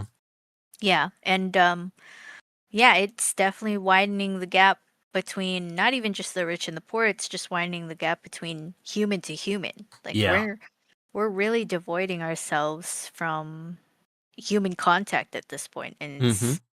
that's terrifying. And All in the name of what, you know?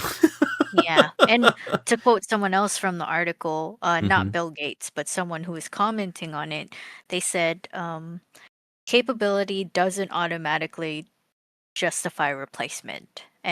And That's that's true. what people really should be seeing, like, and that's what I've been touting too. Like, um, yeah, AI could become good to replace a human in Mhm. a number array of job fields or whatever, Sure. or Yeah. professional fields.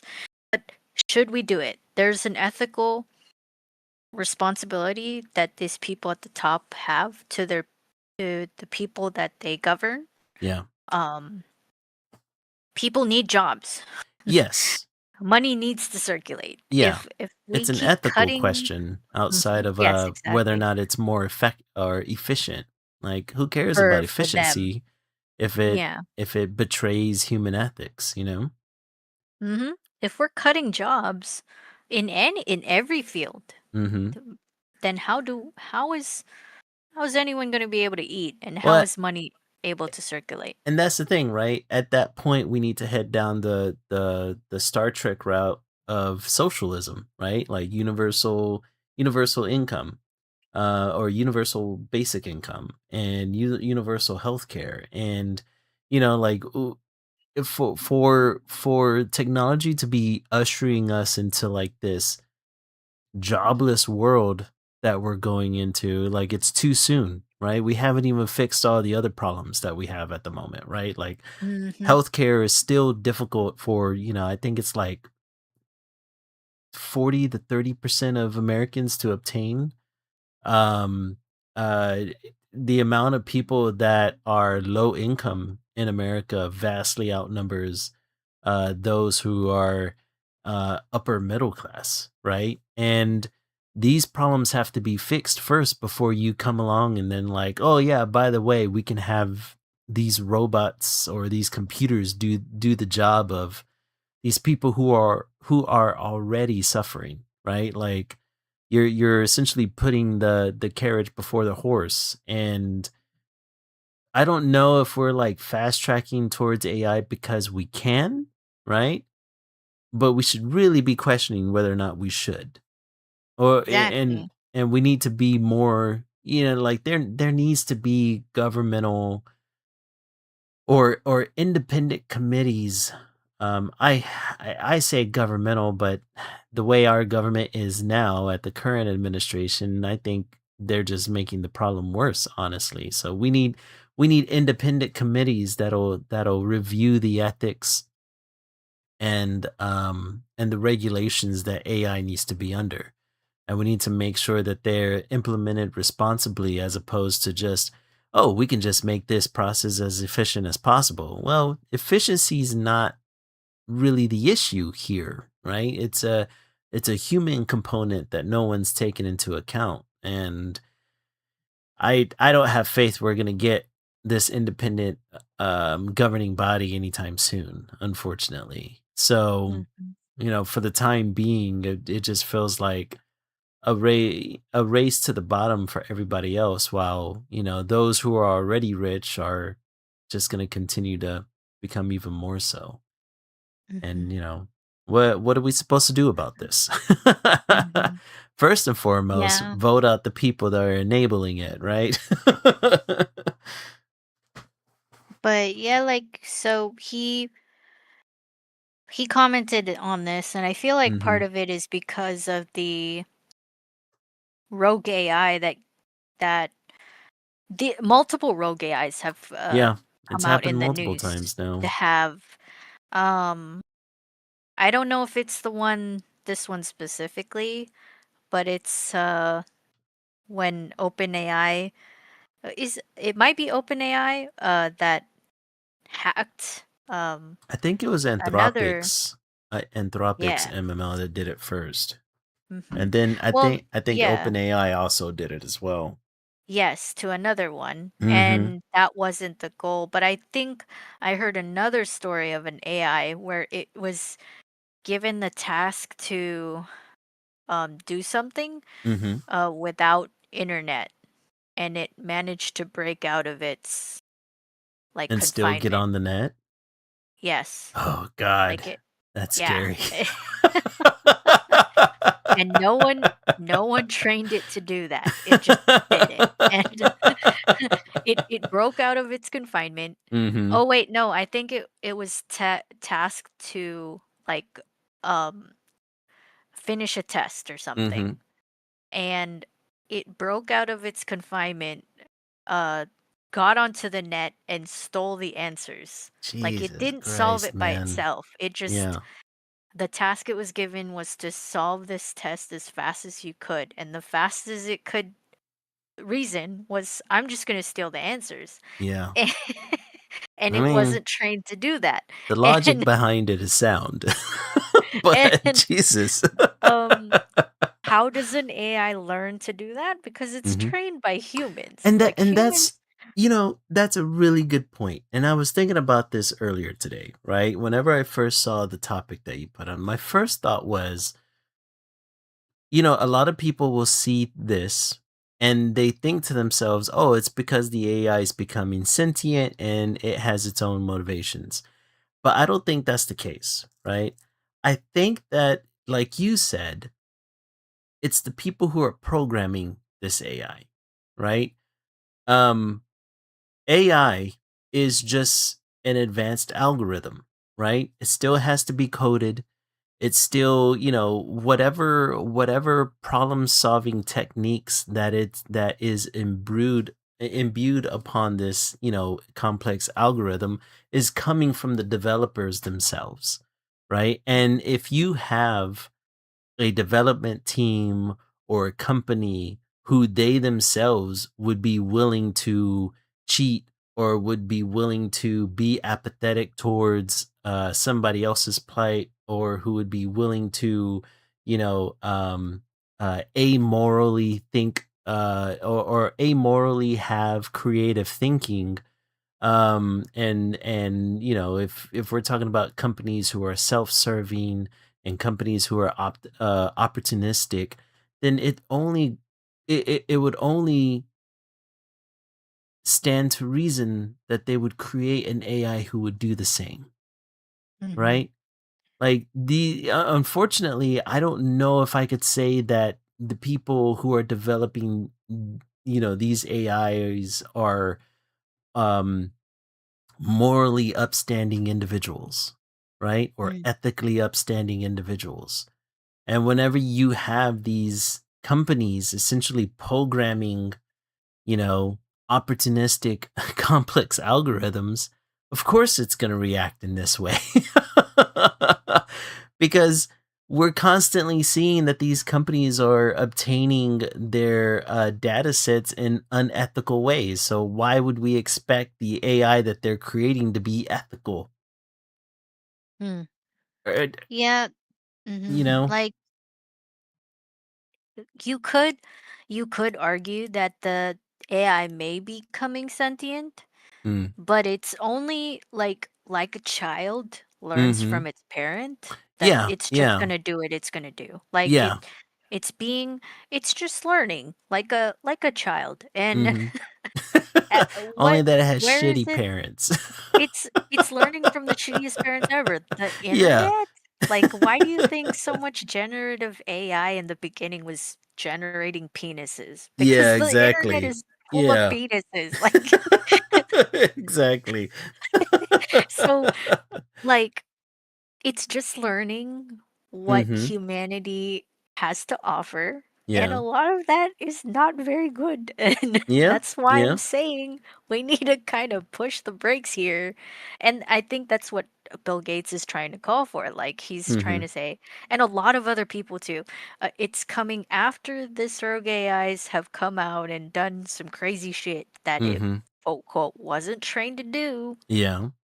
And a lot of high ranking roles in AI companies are dropping out because they're seeing the repercussions of Mhm. these AI startups. And Bill Gates is seeing it too. Yeah. And they're all basically showing, like, Bill Gates outwardly is saying it, and that other guy said it too. Um, they're all basically pointing to, like, a hey, we need to stop this. Like, We we really need to pump the brakes here, we kid. need to pump the brakes. Yeah. And I think there was another article that I think somewhere one of the states was pulling for uh government,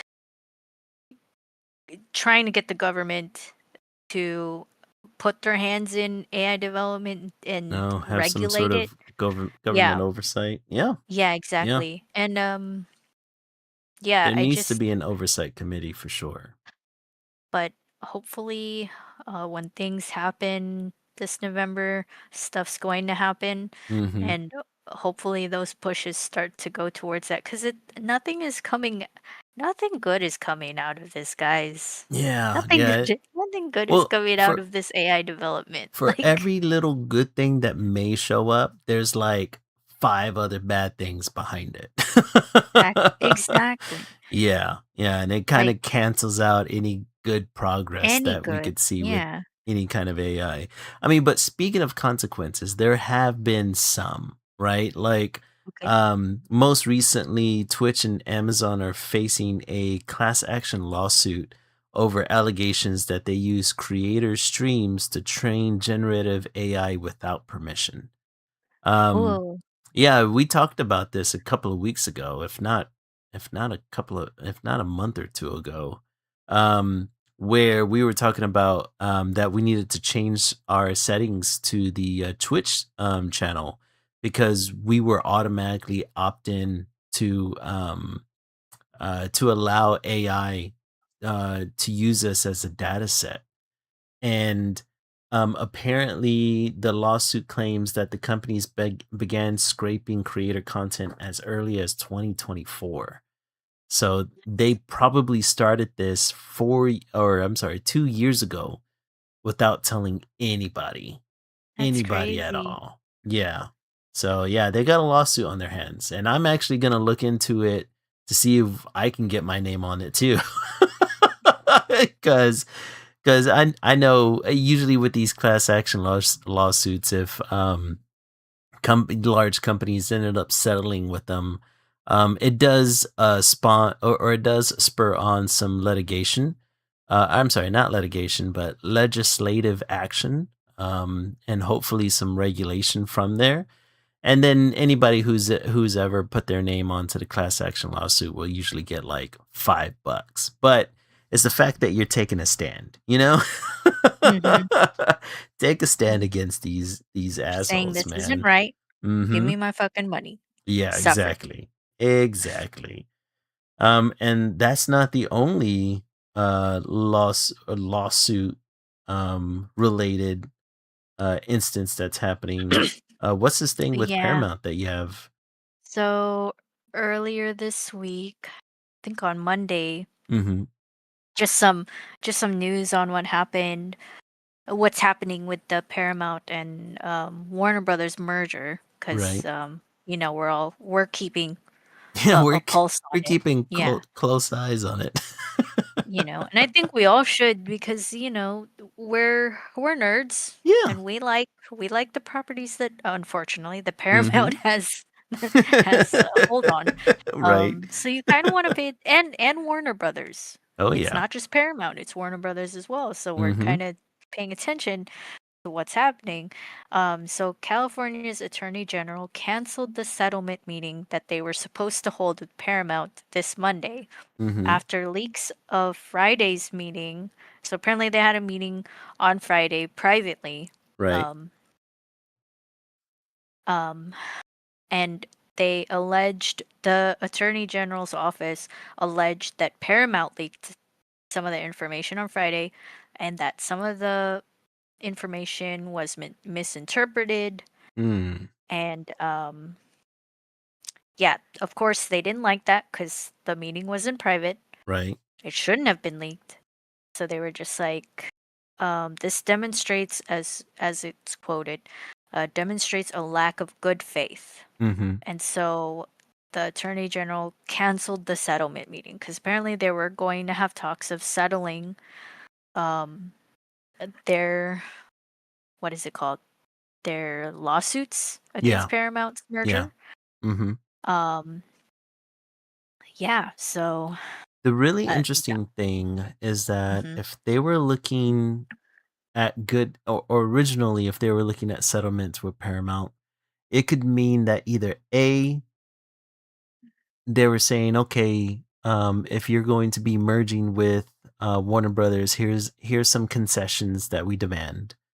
Or B, they were going to ask Paramount to not go through with the merger, but then Paramount, because have you heard that if Paramount doesn't get the merger done by this fall, like apparently they owe like a shit ton of money due to the contract? To Uh, who? Paramount is on the line for a lot of money should the merger Okay. not go through according to the contract that they have with WB right now. So And if they would owe that money to the WB? WB, yeah, according to Oh, the okay. contract. Because essentially the way you gotta think of this is that it's sort of like Paramount saying, "Hey, I wanna buy," like, "I wanna," the way I think of it is like, if you've ever gone to, a massage therapy clinic and you schedule an appointment, right? And, the clinic will say, "Okay, we will set this time aside, but if you end up not showing up and not letting us know ahead of time, you're liable for 50% of the cost," right? That's Yeah, kind of what's because happening. you Mhm. yeah, because you're holding up potential Exactly. other Potential business, buyers. Yeah. which is what's happening, yeah, Between with Paramount and this. WB. Yeah. Mhm. They just So want they just want money, and if you exactly. keep holding up their ability to make money, Then yeah, you're at yeah, fault. So exactly. apparently, if they don't get the merger done by this fall, Paramount is liable for a significant amount of cash that has to go towards WB, which is why Paramount's CEO, what was it that something Larry? We were talking about this last stream. I forgot his name now. Um, but yeah, that's why he's been threatening about leaving California if he can't get this merger to go through by the fall. Yeah, Oh, okay. David Leary, I believe his name is, or Leroy Larry. I don't know. My memory is such shit with with names. Um, but yeah, that's why he's been threatening to leave California because he's been saying if he can't get this merger through, then he's going to take Paramount out of California and go to another state like I believe some of the states he's been mentioning is like Tennessee or Georgia. Um, but California has a decision to make, right? Because if Paramount takes their business out of California, essentially they'll be taken away. I think they said something like, um, I don't remember the exact number, but the amount of money that LA would be losing if Paramount just got up and left, compared to the amount of money that they would be losing if Paramount merges with WB. They would be losing more money if the merger goes through. So it's getting Mm. to the point where Derek David Ellison, thanks Mark, that's his name. Yeah, so they've been so California is in this decision making process where it's like, okay, well, we're losing money either way, whether or not the merger goes through or not, but they would essentially be saving more money if they allowed the merger to not go through and kept Warner Brothers in LA, right? Because if Paramount leaves, I guess that's less of a loss if Paramount ended up merging with the WB. Because Mm. because I mean, to be honest, the way that so David Ellison's father, who is the CEO of Oracle, he's already taken Oracle out of California into another state as is already. And so Mm. they've been saying that the reason his son David has been threatening to take Paramount out as well is because he's confident that he can do it since his father's done it, right? So a lot of people are making the conclusion that even if the merger goes through, there's nothing to stop David from still leaving with Paramount and the WB if even if the merger goes through, right? So I think I think right now California has a better position of just not allowing the merger to go through at all because yeah, even if they lose money by losing Paramount, it's not going to be as much money as they would lose if that Both merger of goes them. through. Yeah. Yeah. So, yeah, man. It's an absolute shit show. Mhm. And I'm hoping that the California's Attorney General sticks to their guns and allows the lawsuits to hold it up. Because at this point, the only thing you can do is make David Ellison hurt in his pocket, hurt his wallet. Um, Mhm. and if he decides to leave California, so be it. I think California has the kind of economy that can bounce back pretty quickly. I mean, heck, last time I heard that California was currently out earning Texas in GDP growth. So I think California would be fine. They would find a way to bounce back.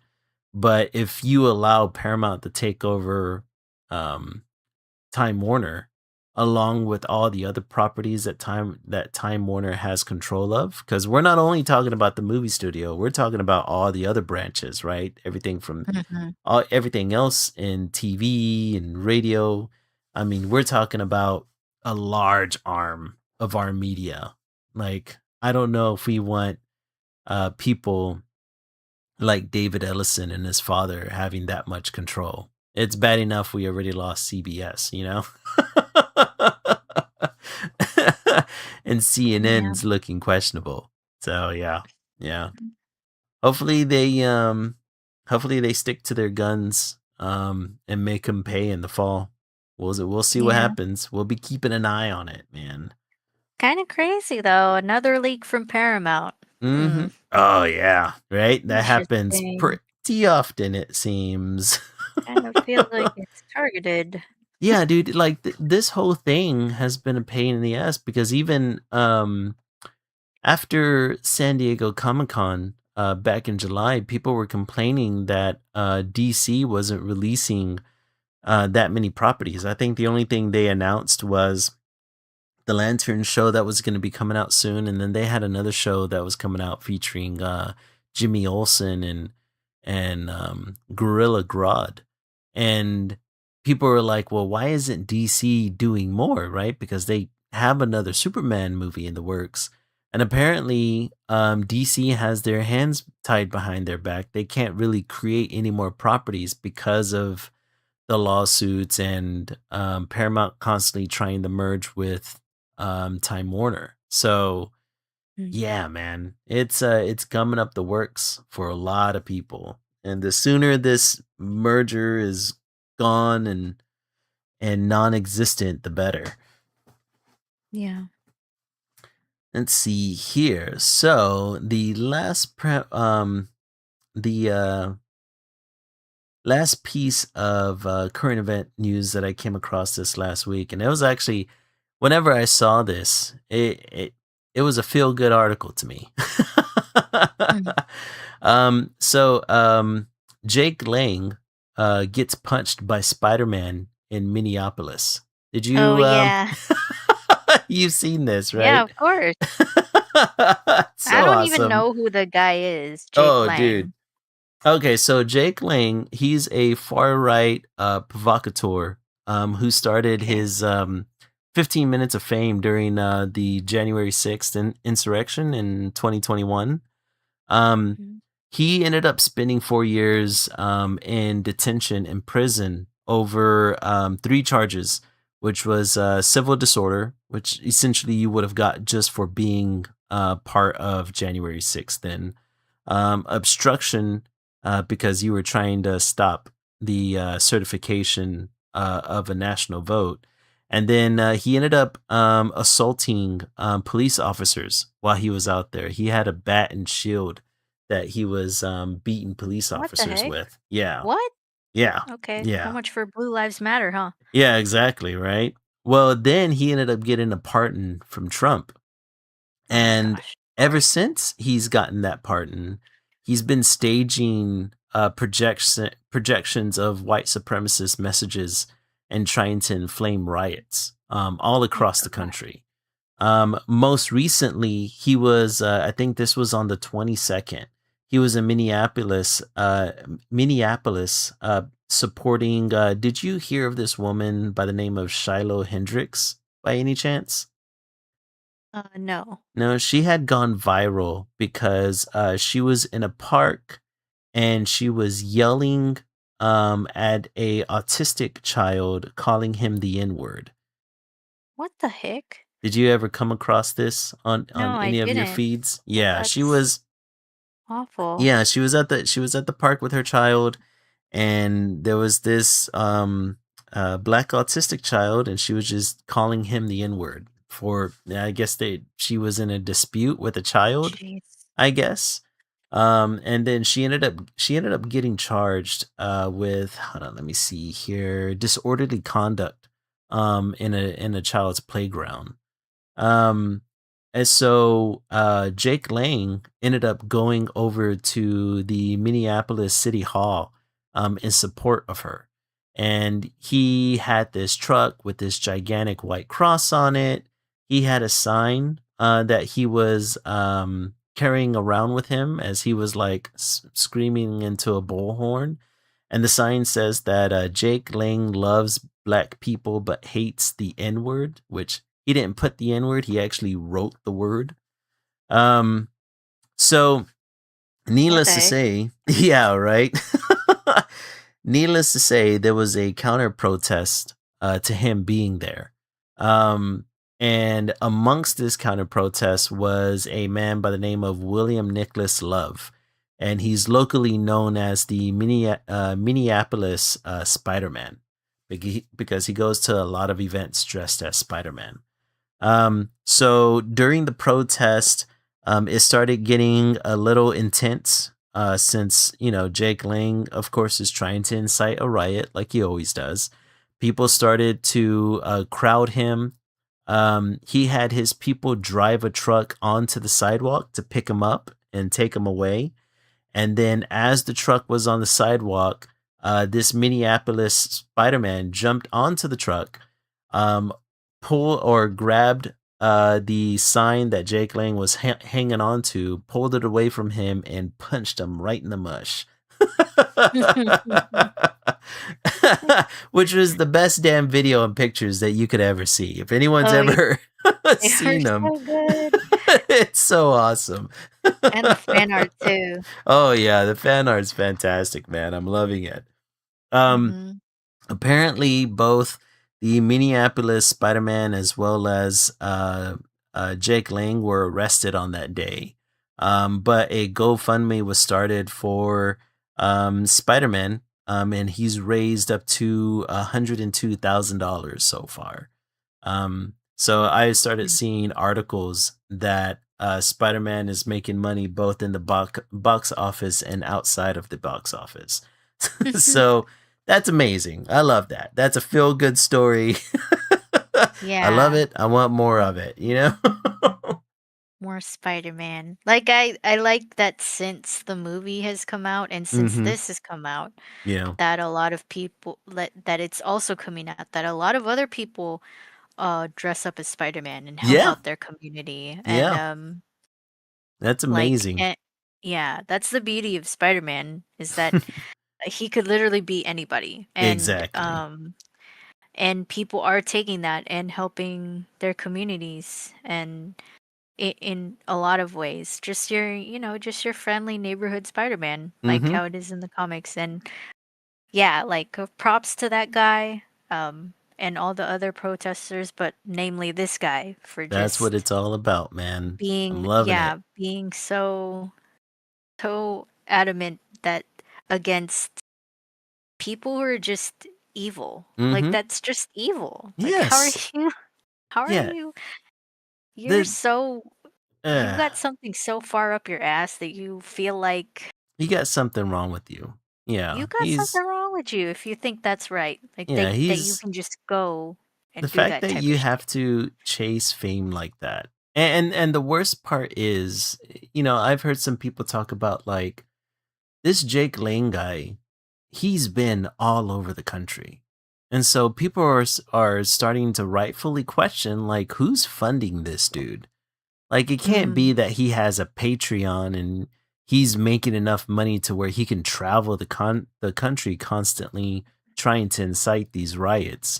Sometimes he puts up these elaborate like ice statues that he then kicks over as a form of protest. Like nothing that he's doing is cheap.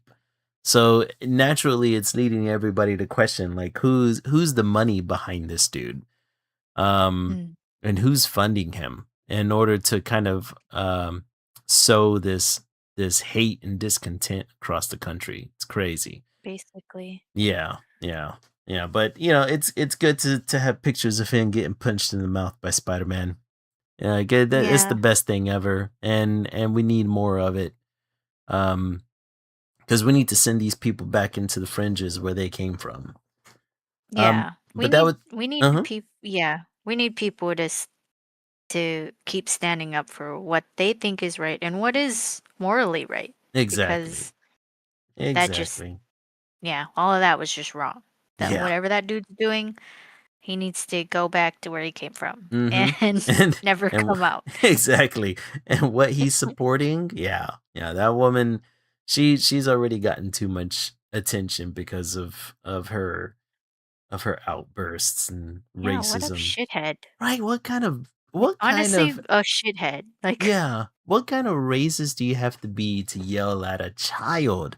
To yell that at a fucking child, man. mhm. I could never. If that was my kid, I would, yeah. Yeah. I would have to go to jail myself Go that punch day. somebody. Yeah, Yeah. exactly. Like, not Jesus, only man. were they just a child, they were An uh, autistic child. an autistic child. Yeah, Like, you're for that's like fuck's sake. that's terrible. Can you imagine? Mhm. Just like yelling at somebody for Just oh my calling a gosh. kid the N-word. A That's kid. terrible. Poor dude. I know, Hope he's man. okay. Like, oh man. But It's yeah, infuriating. It's fuck that infuriating lady. that this has become the norm in Mhm. our country, you know? Yep. Fuck that lady. Fuck that guy. Yep. Props to Spider-Man. Yeah, exactly. It's like Mark says, more of those people uh need Their to teeth get punched their in. asses kicked. Yeah, when they Yep. do shitty things like that. Yes. Yes. Like not enough people know what it feels like to get punched. And I'm glad they're finding out now. But yeah, that'll take care of our current events. We have a couple of topics that happen in the realm of entertainment. I only have a few here. If you're good to go through a few of them. Okay. One of the first ones is we have gotten confirmation that Captain America 5 is in the works.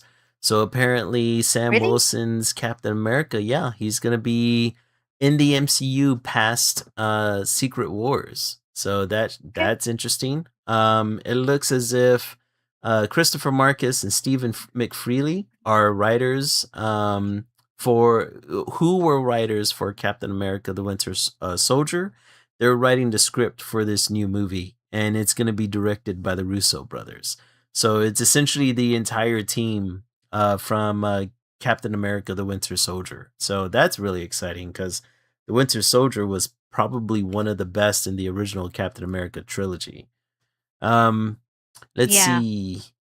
Oh yeah, yeah. Did you think that which Captain America? I mean, I'm guessing you've seen all the Captain America movies, Yeah, or I have have. you not? Yeah. So which one I did you think like the most? I think honestly Captain America is like one of my top favorite Yeah. Marvel superheroes. Like his Mhm. movies and his story alone is just So really distinct. heart-wrenching. It's Yeah. so sad, and he's Mhm. such a I just love wholesome characters, and he's such a Yeah. wholesome guy. He He really he was is. this little dude who just wanted to, stand up for the little guy, as he Mhm. said, and man, what a guy, and then Yep. him learning that his friend is alive and just Mhm. wanting to get his buddy back, like, ugh. It's true. Uh, It's true. and You're then not wrong. Yeah. him just wanting to be in love with the person that he loves, and it's so It is sad. a wholesome ass story. Yeah, and so, like, whatever happens in Doomsday, Yeah. I don't care. In Like, I Secret don't care if Wars. they Yeah. say, "This is all your fault, Captain America." Imma be like, "No, that man Don't deserved don't to you get live with mad at his." my Steve Yeah, Rogers. don't be mad at him. He just wanted to be in love and find love. And just he went through so much shit, like, can you Mhm. imagine just time skipping, like, Damn. how many Just to be with years and somebody that then you love. seeing your love is an old person and you can't love Mhm. him back, and, Yep. time has slipped away, like, that is so sad. So Like, that is sad. so sad, and he still chose to do the right thing, like, he Right? still chose to what a wholesome man. Such a what a guy, like, um, I love yeah, I love, is it Winter Soldier where they go after Bucky? Or Yeah. Yeah, that's gonna be the Winter okay, Soldier. okay, and well, I know he's the Winter Soldier, Mhm. but Oh, I just well, can't that's what remember what the happens in each of movie's the called movies. Captain Okay, America: The Winter Soldier. okay, that's what happens in that movie. Okay, Mhm. yeah. So, um, I don't know, I just like them all. Like, I loved Civil War, Yeah. um, It was a solid trilogy. It really that was was. a good time. Like, the Mhm. first phase of the Marvel Universe was a good time. I can't I can't fault people for being kind of like, "Oh, I don't like this new phase," and da Yeah. da da, because they definitely don't feel the same, like, they don't, Yeah, and exactly. yeah, so does that mean one is, like, objectively bad? That could be argued, for sure, Yeah, if but you have to rank them, it would be a difficult rank for sure. it would be. I would still say, for me, I would say phase 1, um, is the best, just because it Yeah. laid the groundwork, like, Mhm. that and it was so successful at it, like, Yeah, they did such a good job. I'm not gonna lie, if I had to rank the 3 Captain America movies, it would probably be in the exact same order that they came out. Yeah, the first movie is such a good Yeah, it's movie. such a Like, it good really movie. is. It's They really, did such really a good good. job. Yeah, and I then the think Winter Soldier movie was such a good espionage-like movie. It was mhm, man. a good follow-up.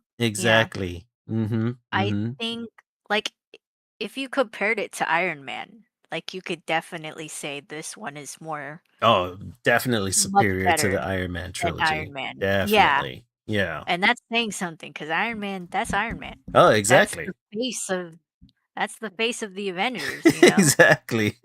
Um, Which is why he's Doomsday is gonna be such a punch in the gut. Crazy to see his face in Doomsday, Let's yeah. see. In chat, Mark says he's asking, is Cap different in the comics, or is he the same, or is he similar to the Cap in the MCU? That's a Honestly, good question.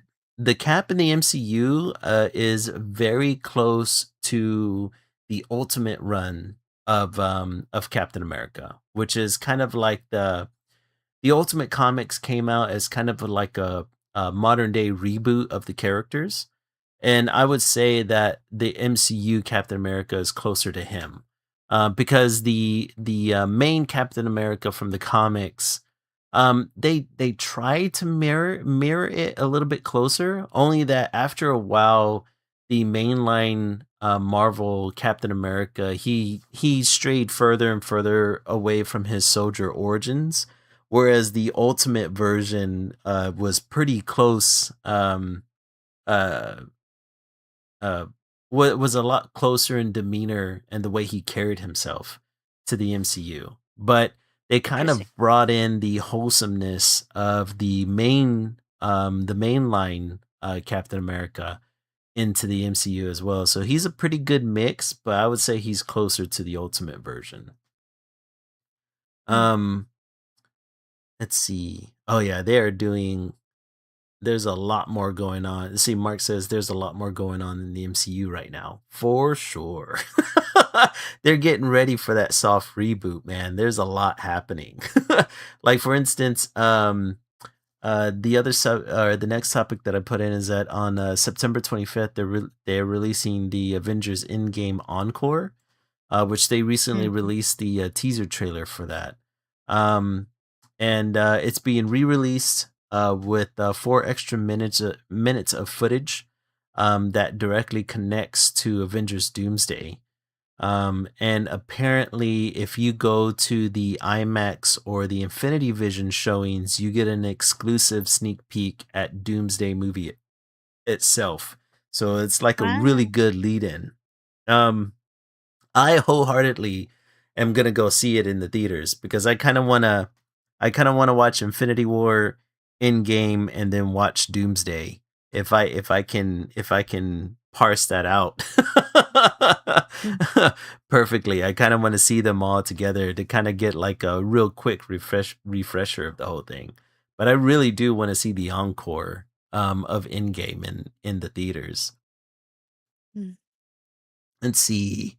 Another interesting MCU related debate that's happening online has to do with the rebooted X-Men that's going to be coming, and Magneto.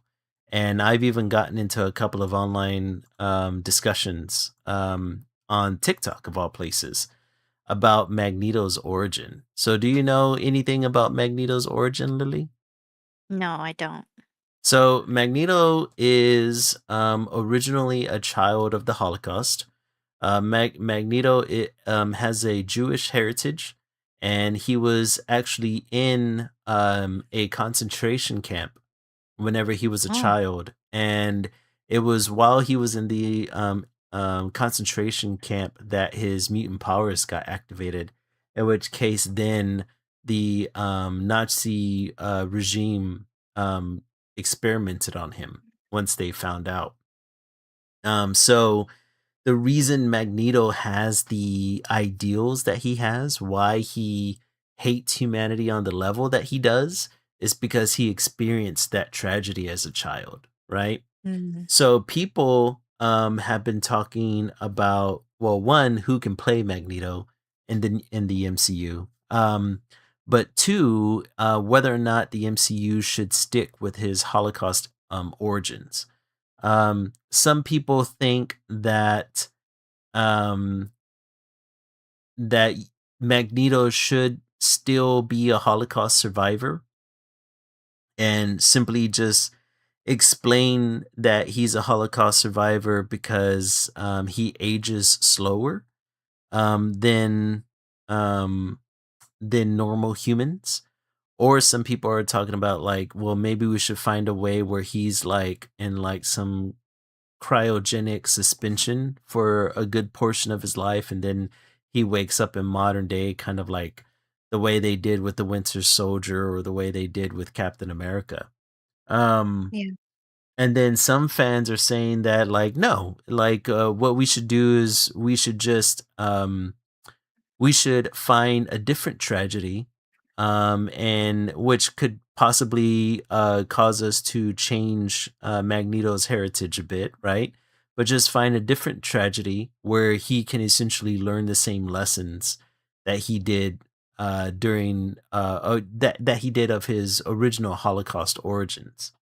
And Mm. there's just been comic book creators going after or comic book I should say comic book content creators going at each other's necks discussing what's going to be the best route that the MCU should go down. Um Personally, I think that they should find a new tragedy for Magneto. Um Only because in the comic books Magneto's heritage isn't really that pivotal. Specified. Yeah, Oh, okay. well, Mm. it's they do specify that he's Jewish, right? Which is why he was in the concentration camps. But like throughout Magneto's life, his Jewish heritage was never a part of his character development, right? It's not Okay. like Magneto is a practicing Jew. Instead, he's more concerned with his own ideals. And a lot of people would even call him like non-religious, right? Um, so I tend to think that, well, then if that's the case, then all you would simply have to do is um all you would have to do is change the tragedy, and then you can, you may have to change his heritage, choose a different dictator, a different genocide that has the same flavor, you know what I mean, of human cruelty, and essentially you'll end up creating another Magneto figure, right? That it doesn't have to specifically be the Holocaust, because I think as time goes on, having him being a Holocaust survivor just introduces too many complications, as far as like his age and whether or not, he has been alive this entire time, or was he frozen for a certain amount of time, or does he, just age slower? And I think that we have enough characters in Marvel that already ages slow. So the idea that we should then have another character do that, I think kind of like defeats the uniqueness of the others. Um, Mm. and then on top of that, we already have like two characters that have like the Captain America origin, right? Where it's like, he's a old guy that was brought to the future because he was frozen, right? Like both him and the Winter Soldier have already gone through that. So to have another character go through the same thing, I think it's just kind of it'll feel repetitive within the MCU. Yeah. So I, Mhm. I think it would be better if you just simply changed Magneto's heritage and found a new human atrocity for him to be a part of that'll still give him the same hatred that he has for humanity. Mhm. I I have to say, Mhm, like even if you're not a practicing Jew religiously, mhm. I think it's also a respected ethnicity, Yeah, like a yeah. so Mhm. uh that's just that commentary um on that. But I Yeah, yeah, think for sure. I do agree with you. I think it could be because they're gonna be showing the OG Magneto from the Mhm. OG films in Doomsday, right? Exactly. Yeah. We are And they're getting the original Magneto, and he could mhm. very well be over 100 years old because Yeah, and Ian McKellen is already they're pretty up there. mhm. They're of course exploring this multiverse narrative Mhm. with these characters. So it and we've seen this with Spider-Man's origin where Yeah. he could be like in Spider in every iteration of Spider-Man, there are canon events, Mhm. and they have their own people in their own timelines that follow that timeline of canon events for the Spider-Man. So Yeah. that's to say, you could say that's the same thing with every character, every superhero of Mhm. every universe, where that iteration of, in this case, Magneto, is a different um, ethnicity, That's ethnical a damn background, good point.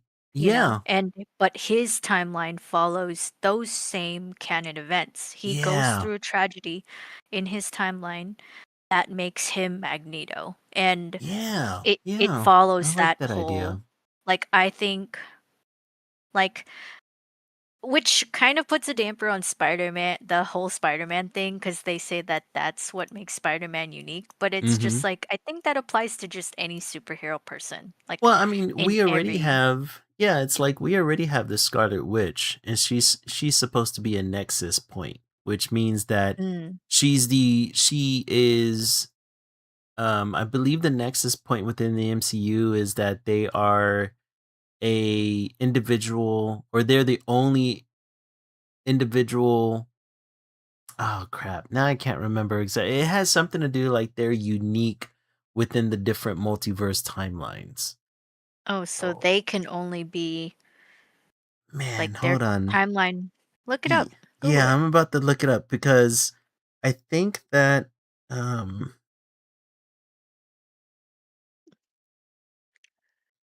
I think it's one of those things where, let's see. There it goes. A nexus point or a nexus event within the MCU is a critical moment where a choice or action strains from the predetermined path of the sacred timeline, creating a branched alternate reality. Oh, maybe I'm Okay. wrong. Maybe it's not one of those things where, let's Isn't it see. the thing that they say that Wolverine is in Deadpool's story? Is that what you're talking about? Yeah. Like a something person? Like a, what is They it? an anchor being. They call An it anchor they being. yeah, an Is that anchor what you're being. referring to? Maybe. I No? could have sworn Nexus I may be completely wrong because I thought Nexus meant that they go through an event that is unique to the individual, but I'm wrong. I'm Oh, wrong. okay. It's specifically that they can create an alternate branch Mm. within this sacred timeline. So yeah, I'm completely wrong on that. But I do like the idea of there being a nexus point, or I'm sorry, not a nexus point, but a canon Like event. canon events Yeah, for people, for this for people that who are going particular to be character. this people. Yeah. Mm-hmm. Who are Yeah, going to be this superhuman person. and Like I'm in order. yeah, Mm-hmm. and I'm completely fine if the MCU want to create a modern equivalent to a Holocaust. You know, like I'm pretty sure there's you can pull from, you know, uh in the MCU timeline where some dictator is doing some extremely fucked things. Or you could just pull from a real a real thing that's happening all the time in our world. You know what I mean? I think it I think it would be interesting to pull from something that's actually happened, because the point of the specifically the X-Men Mhm. was to help connect the audience with their plight, Yeah. Yeah, like exactly. them being othered. Mhm. And what better way to help people really get that image and really understand that by connecting this character specifically to something that has happened not even that long ago. Like there are Mhm. people are still alive, and who are descendants of people who have been Yeah. affected by that event, Yeah. And I think it would be interesting to pull from a historical event that's happened recently. Yeah. I think I think my worry with that though, um, is Is people making a might comparison. be like too, well, no, just people being kind of like too snowflakey about it. You know what people call liberal Yeah. people. Yeah. Like, far left liberal people, I feel like, are very actually snowflakey. Like, the people who are Yeah. like, "Oh, you Yeah, it's can't talk true. about that. You can't you can't do that. Da, da, da. Yeah. That's so wrong. How dare you do that?" And it's just like, well, we should be able to tell stories about these things, but we have to do it carefully. Right. Like, I mean, if they so were you able to make Mhm. Magneto a Holocaust survivor whenever he was created back in the 70s, which the Holocaust would have happened, what, 30 years prior? Um, I think we can pull from modern day events that are equivalent. I think a lot of people would probably complain, or I've even seen recently where a person actually brought the question to me. They're like, "Oh, so you think that you could just compare any event to the Holocaust?" And it's just like, no, Mm, that's not what I'm saying, right? Like, not yeah. not every genocide is the same out in the world, but you know, um, the events of or the things that led to the Holocaust, or even some of the atrocities of the Holocaust, are not unique. You know, like, we've had a number of nations around the world that have done pretty horrific things, and I think we can. Newsflash, they all suck. Yeah, exactly. Like, the So history of every developed nation is pretty shitty. we can't compare them to each other. They all kinda suck, so I don't know Yeah. what kind of The yeah, commentary you're trying to make, Mr. Viewer, but exactly. kinda Like, weird. I can understand, the Holocaust is very unique in what happened, but Oh, the mhm. events of the Holocaust has happened across or not events of the Holocaust, but the I don't know what to call them, not Like, the features or amount of attributes. tragedy. Yeah, the tragedy of the Holocaust is not unique. It's Like, you like, can't just measure that to it, other yeah, like, exactly. they all suck, man. They Like, all I don't know what suck, you want. and we can pull from those other tragedies and still come to the same life lessons that Magneto got from the Holocaust, right? That people Like, suck. yeah, exactly. That humans are horrible individuals and they can do horrible things to each other. Like, Mhm. I think we've seen that across human history. So we Mhm. could we could either pull from a real world um we could pull from a real world event, and or we could, the MCU can create their own in-universe event, right? Yeah. Because, I mean, again, the world is full of incredibly shady people. Yeah.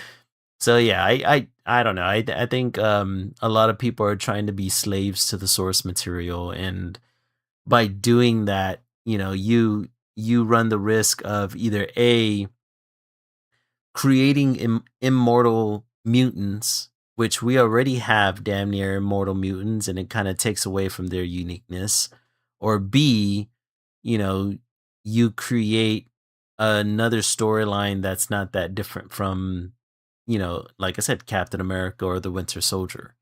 And so I think the MCU needs to go down a different route with Magneto, and I don't think it would change him enough for it to um, be a detriment to the character overall.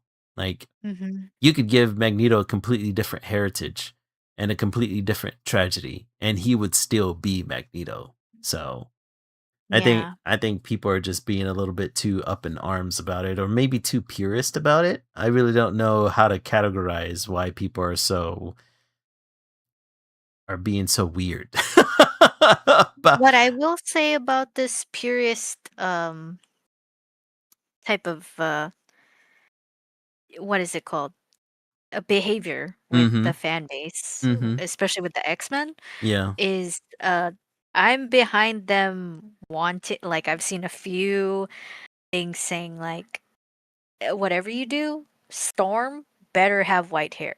Like, I don't care For what you sure. do, For sure. but They got to so nail the look, you know? Yes, Yeah. exactly. So there's some things with characters that you have to keep because that Mhm. is pivotal to their character design, okay? Yeah. Design, folks. That's the key word here, Yeah. okay? You can change unless it deeply affects their Unless it's story. pivotal. Yeah. Yeah, like for Storm, I feel like it is important that she is African Yeah. descent. Mhm. Um that is pivotal to her character. Yeah. Um but It besides the point, yeah. character design, like you can't really change those for characters because Mhm. that's what makes them. Right. That's what visually represents them and sets them aside from other characters. So I am all for this whole ban. If we're gonna be purist in some way, Mhm. you should fight for that because Yeah. there are some, you know, you could make her hair straight. It has been portrayed straight. It has been portrayed curly. The Mhm. curls, though, much more amazing on her. Yeah. But it has to be white. Her hair needs to be She's white. gotta have the white tough, you know? It's Storm. Come on now. Exactly. Um, and with a lot of other characters that they've kind of butchered in their design too as well. Like Mhm. if I went through it, like I could probably point out like, no, they shouldn't have done this because Oh, yeah. this defeats the purpose of the Mhm. character's characterization Yeah, and it's stuff like that. like what they did to Storm in X-Men Apocalypse. I don't know if you ever saw that movie, but No, I didn't. But what in did they do with her? in X-Men Apocalypse, they had a young Storm, and Okay. originally she had black hair almost throughout the entire movie until an incident with Apocalypse gave her white hair, and everybody was pissed about that. And rightfully so, because Storm is supposed to have white hair from the get-go. She is supposed to be Mm-hmm. born with the white hair. It's what it's the look that defines the character. And then for you to be like, "Oh, no, like, she was given the white hair by Apocalypse." It was It's just so that yeah, weird. that's kind of terrible. It's kind of a Mhm. very striking visual representation Yeah, yeah. of the mutant gene. Like that Mhm. is a very in your face. Like Yeah. you could argue that some of the other X-Men look pretty normal Mhm. if you just Mhm. put them in normal clothes, but like if you look at Storm, it's just like, Sh oh, she's there's always gonna something be different unique. about her. Yes, Yeah. because her hair is white and Mhm. normally people's hair isn't white like Yeah. that. What There are and some people who have white hair, but that's yeah. besides the point. But They ended up doing the same thing to Rogue in the original X-Men movies.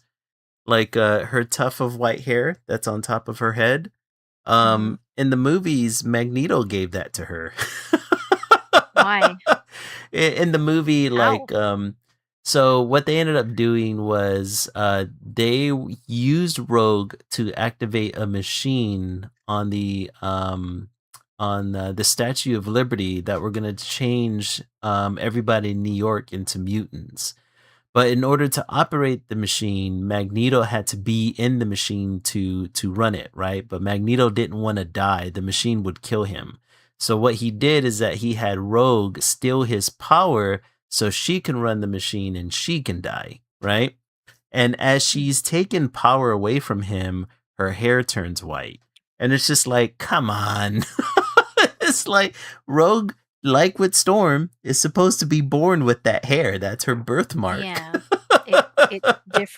It it's a physical representation that she is different. Mhm, mhm.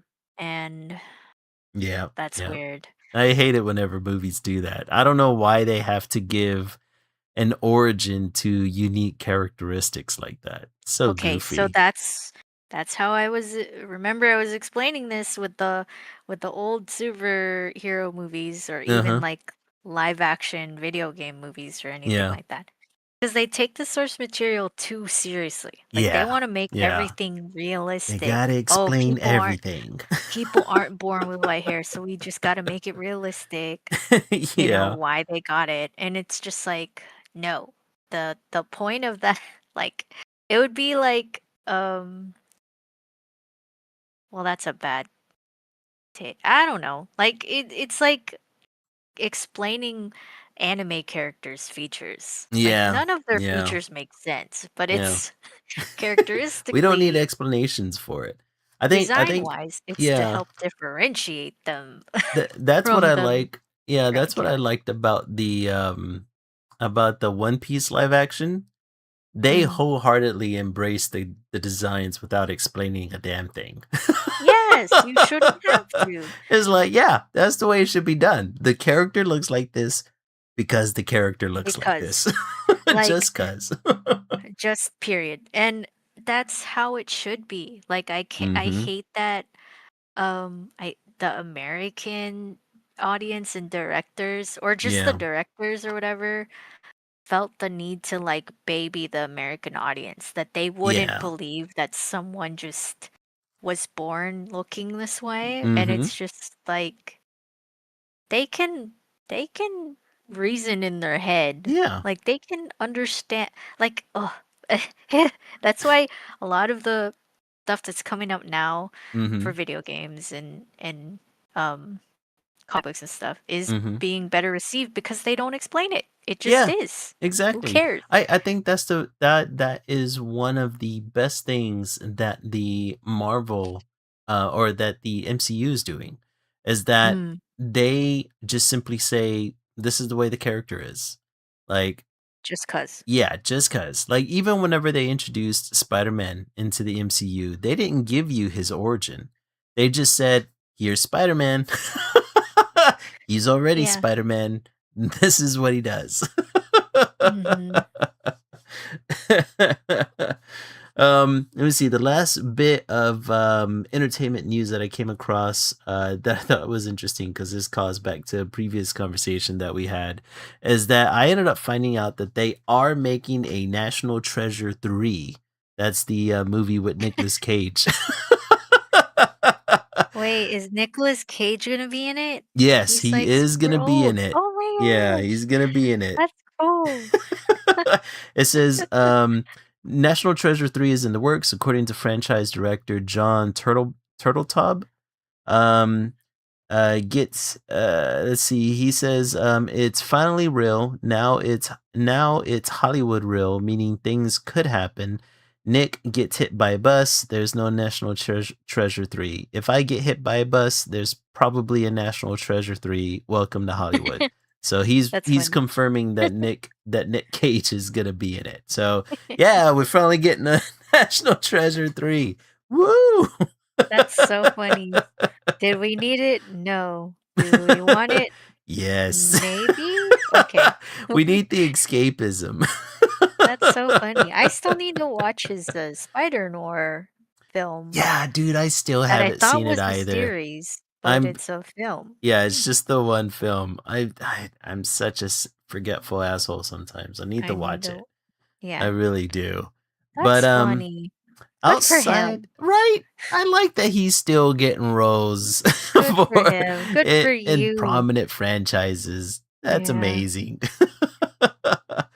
But outside of that, I know you have here that Coyote versus Acme movie was released.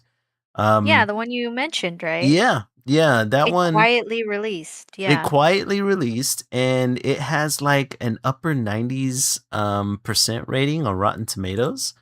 So Yeah, it's it's being well yeah, received. it's well received. I haven't seen the audience reviews for it yet, but damn, that's pretty good if critics are saying that it's because it's a Looney Tunes movie. Like that's pretty good if critics are saying that it's a good watch. Mhm. I think yeah, and I've been seeing people on social media saying, "You guys need to go see this movie." Mhm. Like it was being held back for so long. Like Yeah. that actress that's in there, Yeah. she doesn't look like that anymore. Like Oh no. she's Yeah. yeah, she's grown up and Which you is know, it, are you talking about the actress that plays wasn't she Jubilee in one of the X-Men movies? was she Jubilee? I don't think so. You don't I think just know her which from a actress Netflix show. which actress are you talking about specifically? Let me The see. Let me Asian look it one? up. The Asian one, right? Yeah, I Mhm. believe that was the same one that played Jubilee. What's her name? Crap. Um, let's Was see. she This really is in X-Men? That's crazy. yeah. I'm pretty Lana sure. Condor. Is Um, that her? Lana Condor. Mhm. Let me make sure this is the same. Yeah, she was in X Men Yeah, Apocalypse. She she played played Jubilee. Jubilee. Aw, good for her. I believe. Hold on. Let me make sure before I say this because I think she's also the same actress. I may be wrong, but I thought she was the same actress that voices Jubilee in the X Men cartoon series. Hmm. Let me see. Nope, nope, I'm wrong. Never mind. I thought she was the same actress. But she definitely played Jubilee in the X-Men Apocalypse movie, and cuz I've been seeing her in interviews related to the Coyote movie. And she's been putting the feelers out there saying that she would love to reprise the role as Jubilee.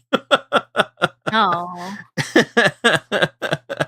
But Yeah, I we'll don't know see. what she looks like right now.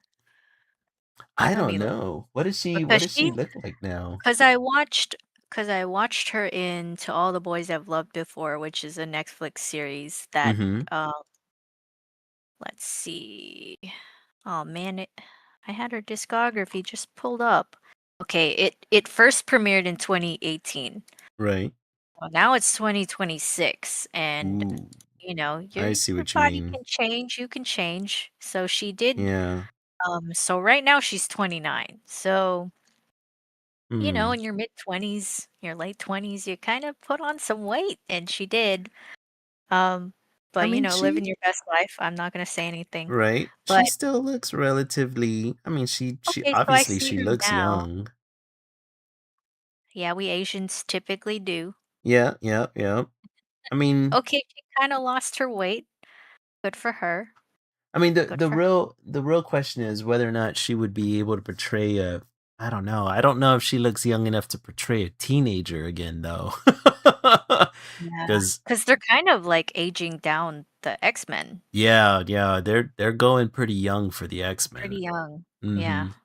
So I don't know. I don't know if she'd be able to portray Jubilee at the age range that they're gonna have everybody else.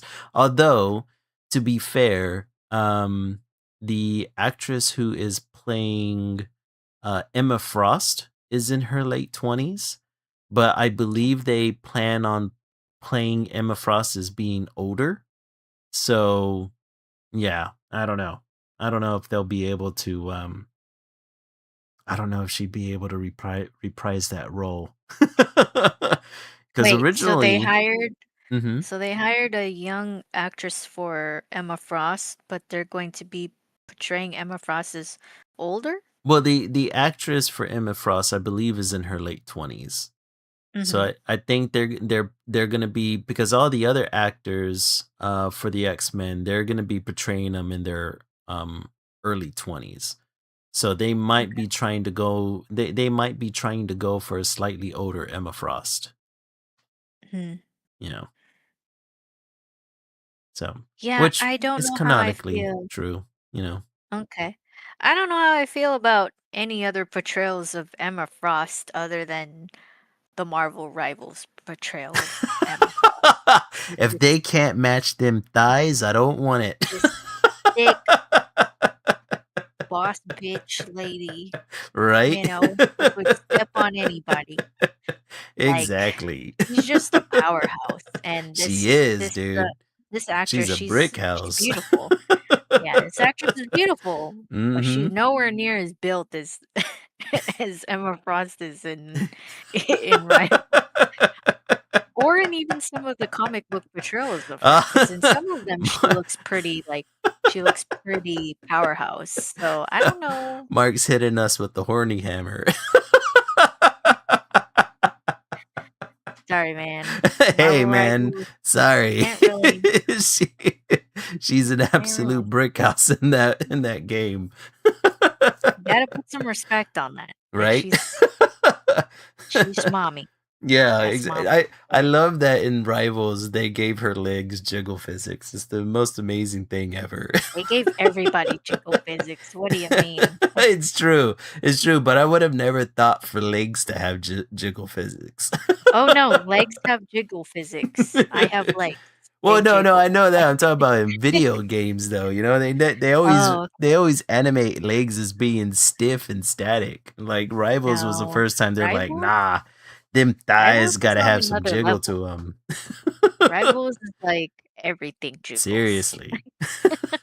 Everything the guys jiggle. And everybody Everybody jiggles. jiggles. Yeah. The budget is all in the jiggles, so Exactly. Hey, I got nothing against it. So be it. me neither. I'm all for it, man. Like, I'm good with it, but yeah, Well, I speaking mhm, of video topics, you have a couple of them. Did you wanna go over those really quick? let me see what I wrote because I don't remember. Okay, Like yeah, video game topics. mhm.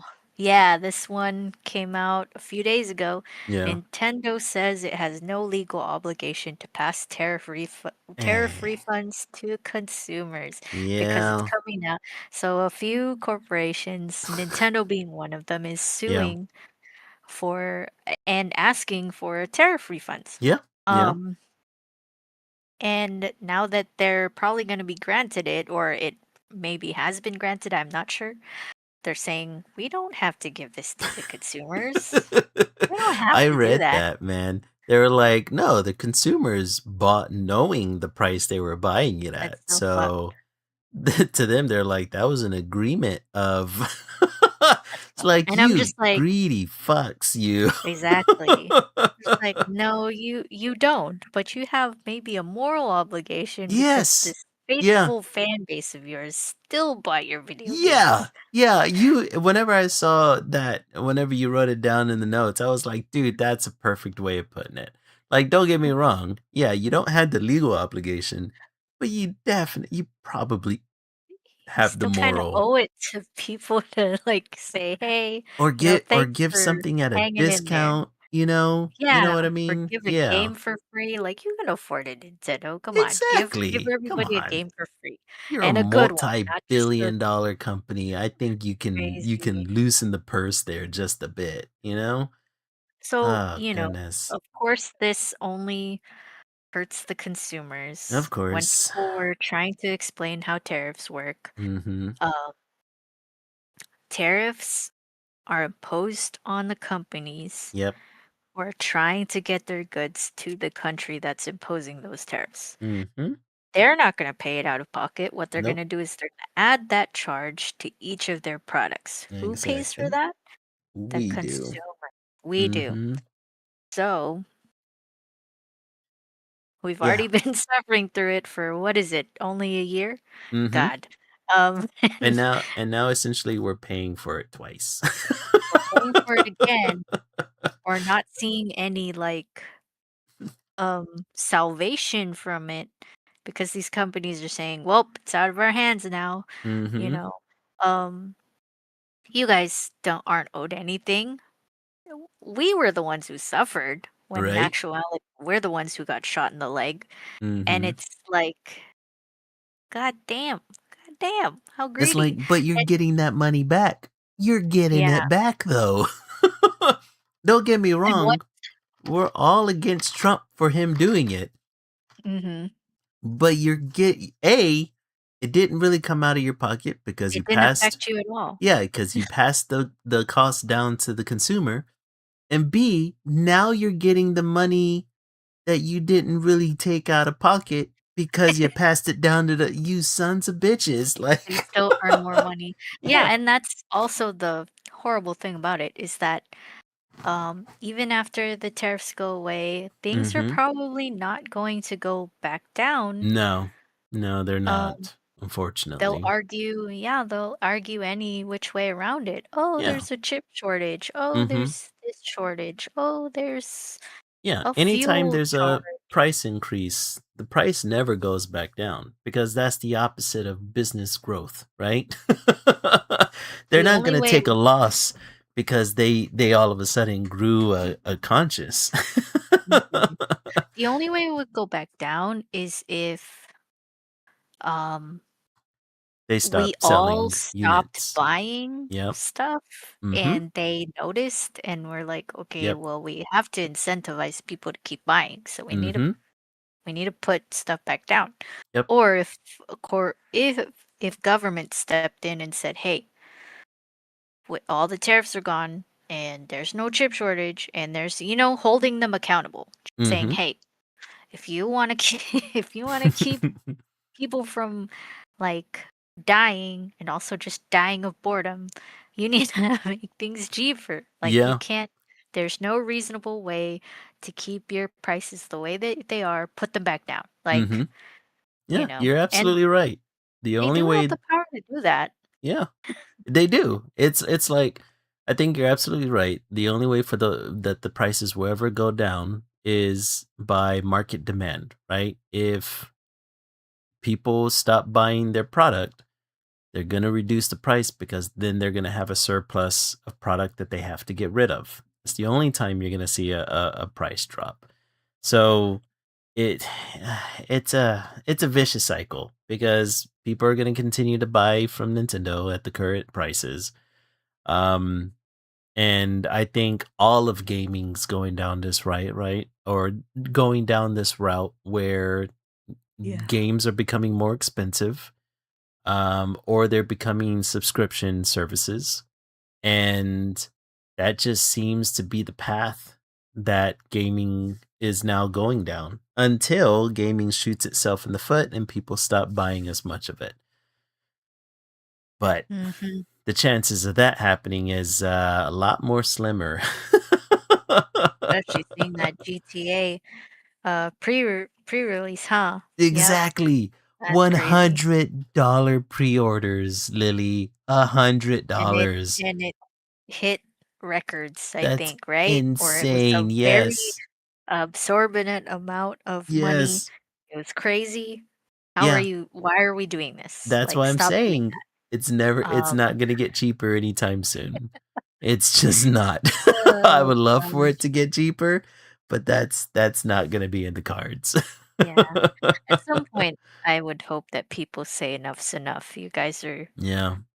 being E too crazy. Either that or if there's more competition. You know what I mean? Yeah. Like, oh Indie games. man, Mark says, dude, the GTA 6 gameplay reveal yesterday broke Twitch for like 2 hours. Fuck, man. Really? Yeah, it's never gonna go down in price. $80 is gonna become the norm. $100 if you want deluxe editions. That's just the way it's gonna be from this point forward.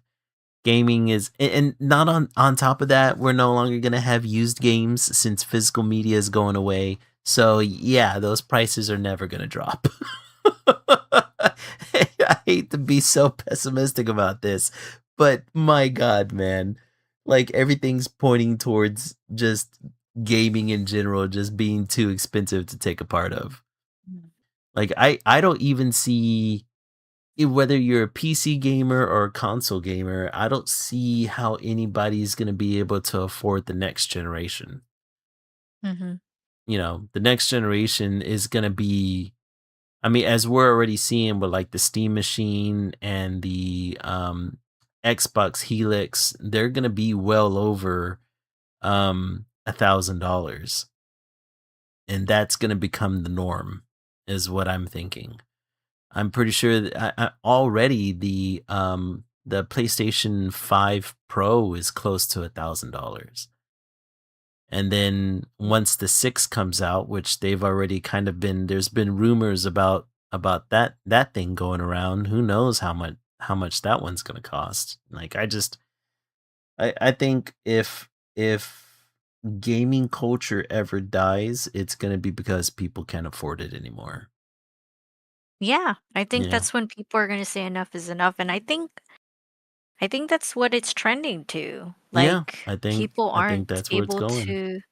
people aren't able to afford groceries at this Mhm. point, and it's just like, well, I kind of have to decide to whether I want to die of boredom or die of starvation, Yeah. and probably maybe starvation is not the way to go. Yeah, So I'd much rather die of boredom than no starvation. more, no more video games, I guess. And this is Yeah. also why I'm telling people to pick up a physical hobby Yeah. because Yeah.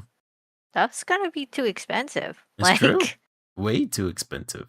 pick up a hobby, guys. I mean, It won't kill you. it goes hand in hand with the GameStop topic that you have here. Because I was just looking at Yeah. that and I'm like, yeah, yeah, that makes sense now. I mean, for me specifically, like, I rarely buy video games from GameStop. So the title of the article was GameStop CEO says video games are irrelevant to the revenue made for the company GameStop. Hmm. It quote the CEO, software today makes up less than 12% of the business, Yeah. and collectibles makes up over half the business, Yeah. which That makes explains why they sense. wanted to get eBay Hmm. because, eBay is a great trader of collectibles. Collectibles. Yeah. It's true. Very, very Yeah. true. I mean, like, I'm still I still go to GameStop to buy physical games, which is why the announcement of PlayStation looking to get rid of their physical games by 2028 hit so hard because Mm, retailers like GameStop, um, or being able to get a cheap game, solely rests on the fact that we do have physical copies and that physical mhm, copies over time get cheaper because, you know, either there's an abundance of them or they're old, right? That was the market. The market would dictate that they would get cheaper over time. And that's how you would get cheap games, right? And the thing that I loved about the PS5 is that I could play old PS4 games on it. And so I would buy old used PS4 games and I would play them on my PS5. It's fantastic. Um Whenever that's gone, what are we supposed, I mean, it looks like GameStop's going to be fine because they're just going to have collectibles. But what about people who need to be able to game on the cheap, right? mhm, You're screwed because now you can't access any game for cheaper unless you go onto platforms like Steam or um, you buy directly from the Nintendo eShop or the PlayStation Store or the Game Pass, or you're part of the subscription service for any of these products. It's there is, and I hope at some point somebody brings this up. There's going to be a monopoly in the gaming industry that needs to be addressed. I think legislatively at this point. mm, mhm. And I think some people are already trying to screw or not screw, sue PlayStation or sue Sony for trying to monopolize the market that the way that they are. They really Um, should. and they really If should. anything, for stealing back the media that consumers have Yeah. rightfully Hmm. purchased digitally. Like, But what the heck? and What the heck? I think this should be across the board, right? We Mm, should, I think, everyone from um uh um mm, PC to console gaming. I think we need to mm, go after all of them because at this point, once everything goes digital like this, it really is a monopoly, depending on who's carrying the licenses to whatever games that you want to purchase. And yeah, man, I think it's one of those things like we need to, you know, Sony needs to be sued, Xbox needs to be sued, Nintendo needs to be sued, freaking go after Steam, go after Epic, go after all of them. I don't care. Because yeah, more they're literally, regulation. yeah, they're literally pricing out their own consumer demographic.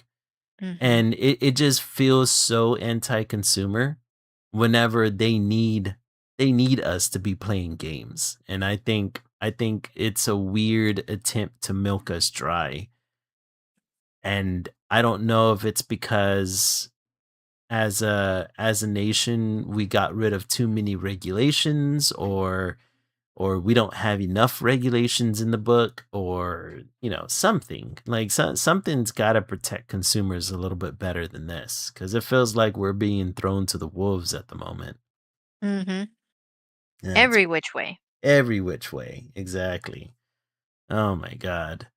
Um, Outside of that, the last game related news that I came across was that Sonic Frontiers was announced at by Sega in Hall 7 at Gamescom. Did you ever play Sonic Interesting. the first Sonic Frontiers?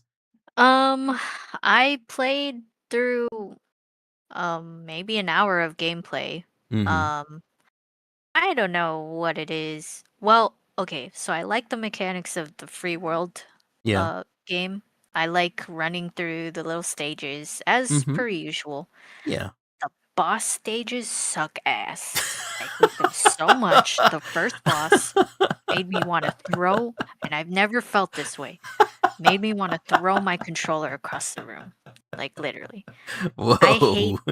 the boss fight Yeah. sucks so much. And it's just like, dude, if you could just take this part out or Uh-huh. like why are they it's so janky. Like what Is the it fuck? The rest is of it your game is like actually really good. Like is it platform mechanics in fighting the no, it's bosses? not. It's What like is it? Like what it's kind of so mechanics were terrible. frustrating you?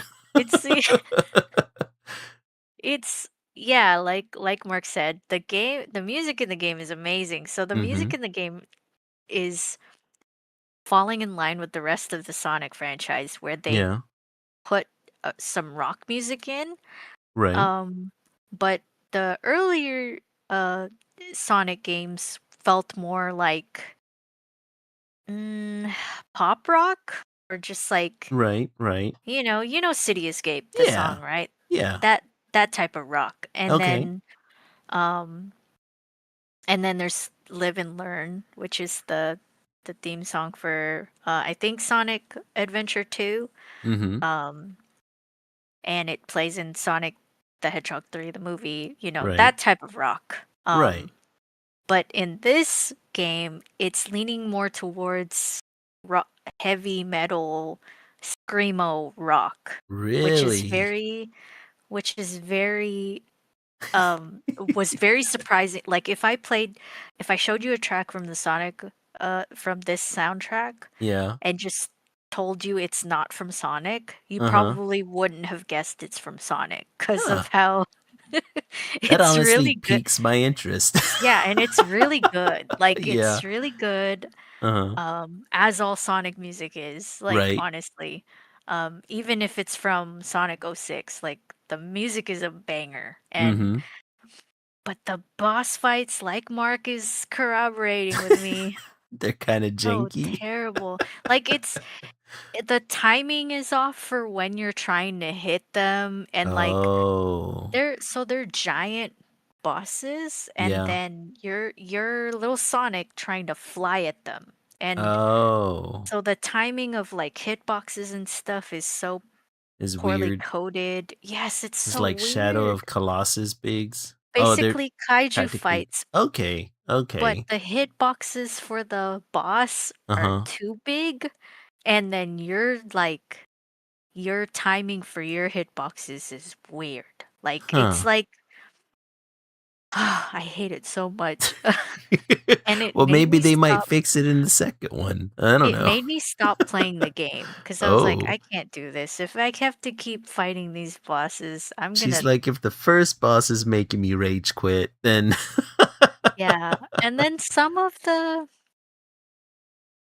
like I like that it's open world, but I don't like that it feels personally for me, I Uh-huh. don't like when an open world is too open. Like it doesn't Oh. give you a quest line clearly.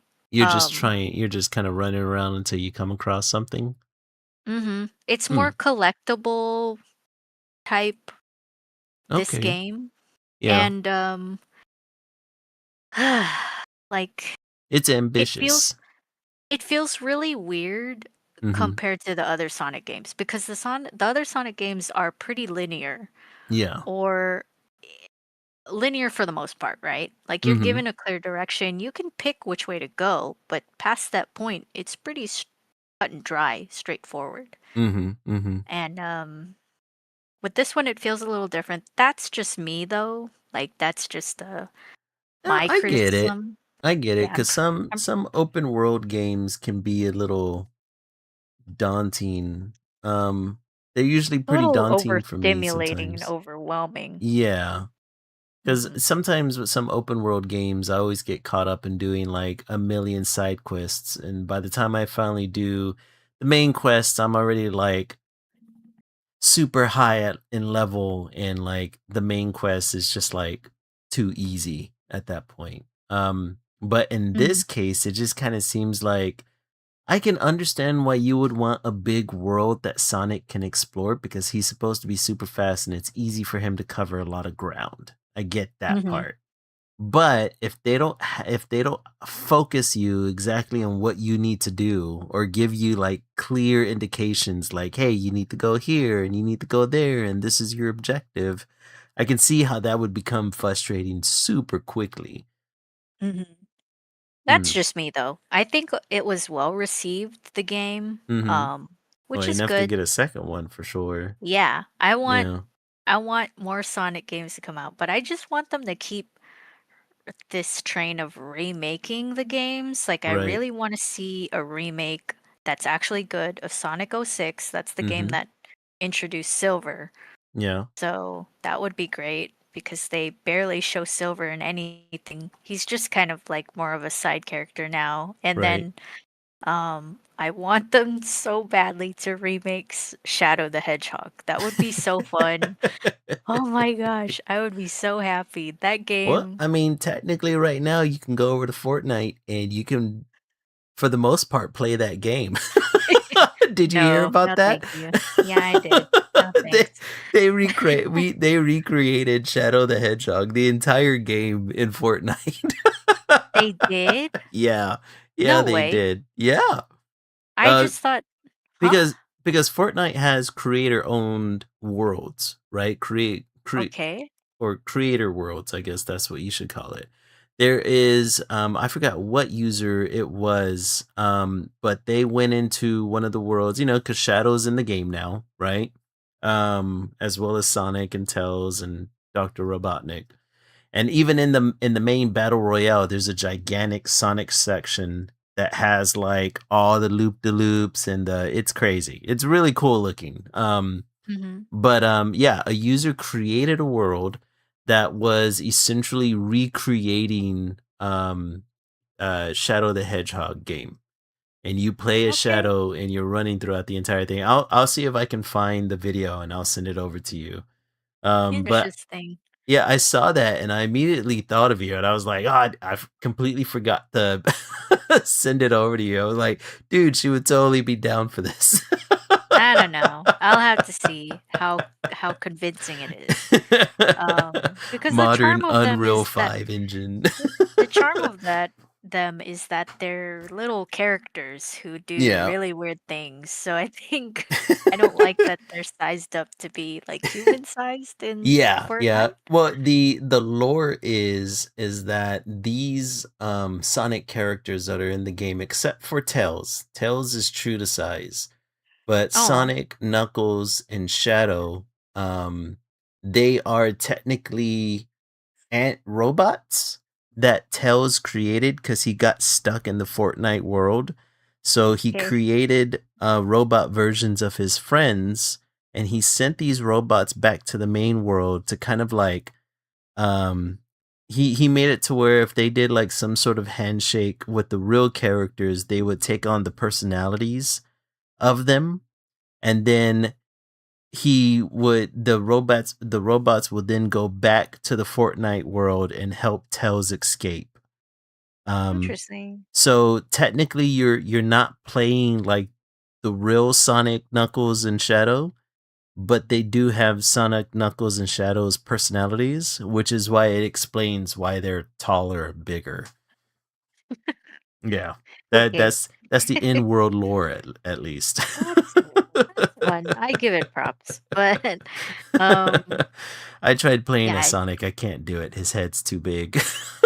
It's distracting. I can imagine. That's the charm of them. Their heads Right. just too big. Um, yeah, I definitely want to see them remake that game, and I definitely want to see them remake Sonic Unleashed. Like Hmm. they just need to remake the games. Like Yeah. give it Yeah. the It's whole. time. It's time, guys, and they did promise to do that. I think they did do it with the that taxi game. So I think they're going Yeah. Yeah. backwards. Sega is trying to revitalize a lot of their older games. So yeah, I hope they do go back in. That would be great. Please do it. I will buy it. Let's see. I'm trying to see if I'll see if I can find that video because I thought that was hilarious. Yeah, Whenever I saw that, I was like, that's the closest thing you're gonna get to a remake right now. I'm okay. I think someone has already emulated, of course, they've emulated it. Oh yeah, of course. Um, yeah, like thank the internet. But, Right? you know, but I think that's cool. Like Hmm. the efforts that people go to is always going to amaze me. I don't know how you do it, but Yeah, I don't know either. that's that's how people look at what we do. They're Yeah. like, I don't know Thanks how for you do it. being a tech wizard and getting that done. More respect to you. Thanks, man. Props. Yeah, yeah, Mark's right in chat. Sora is gonna be in Fortnite too. He's not Yeah, in that's there yet, crazy. but he's about to be released. I'm about to get my Dang. my Keyblade soon.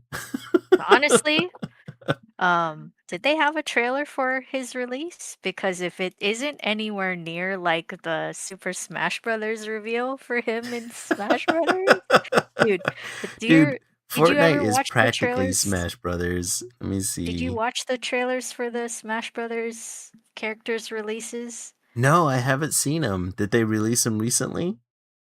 No, like when the game came out. So you've never seen this before? Mm-mm. I don't think Are you so. for real? Yeah. Dude, when this first came out, people were losing their shit because they would always speculate like who's the next character going to be in Super Smash Brothers? And this was since like the Wii days Yeah. when um Smash for the Wii came out and people were like they're going to put Goku in it. They're going to they're going to put they're gonna Yeah, put right. Sora in it. Goku. They're gonna put Cloud in it, Yeah. just the craziest characters, and people are Uh-huh. like, "Not gonna do that. They're not gonna put them in there." And then lo and behold, they put Cloud in it. They put the craziest characters. Who else did they put in it? That like the Street Fighter characters, like they put Ryu in there, and Damn. yeah, like they put what's his name, Mega Man in there. Like Yeah. that was Yeah. crazy. But Kazuma yeah, from Taken. From every Tekken, time Mark that they says. did these releases, they would do a little trailer. Yeah. And the so when the last Smash Brothers came out, they said like this is how many characters are going to be released as the game. Mm-hmm. And obviously it was like a countdown, like, oh man, all these characters are crazy. Like who is the last character going to be? It has to be someone like insanely like notorious in the gaming community because Right. they can't just end off on like a fizzle, right? It has to be a bang. And they left it off with a bang. Like here's which let me try and find the chat we send stuff to. Oh wait, you said you take it this way, so let me send it to you. I'm sending it to you on Facebook. Okay. Yeah. Watch this and you'll get it. Like when cuz I followed it too. And when I saw this reveal, um, I don't even think it was titled this way, like Sora reveal trailer. Yeah. Um, like people were just counting down the time for it, and then it released, and we all cried. I cried. I literally cried. I remember this. So just imagine you're following this franchise. You're Yeah, like, who's the last character gonna be? This is supposedly his last game. Like, who's gonna be the one who rounds out the roster? right. And it's fucking Sora. When his Keyblade comes out of the thing, oh my gosh. So freaking Just so cool. fucking cinematic. Look at this. It's That's so good. The crazy. animations are really good. You should go back and watch them. I forget that the lore is that they're all technically toys being played with. Yeah. Mhm. By Master Hand. Yeah. Oh my gosh. Literally cried. I'm gonna cry right now. The whole gaming community just lost their shit when this happened. Like, so good. This was just 4 years ago. That's crazy. Yeah. So good. Oh yeah, as soon as they saw that Keyblade, there it goes. I'm Yeah, pretty sure if people lost their damn minds. my favorite thing to watch is sometimes it's just the compilation of people screaming when the Keyblade comes out. Like,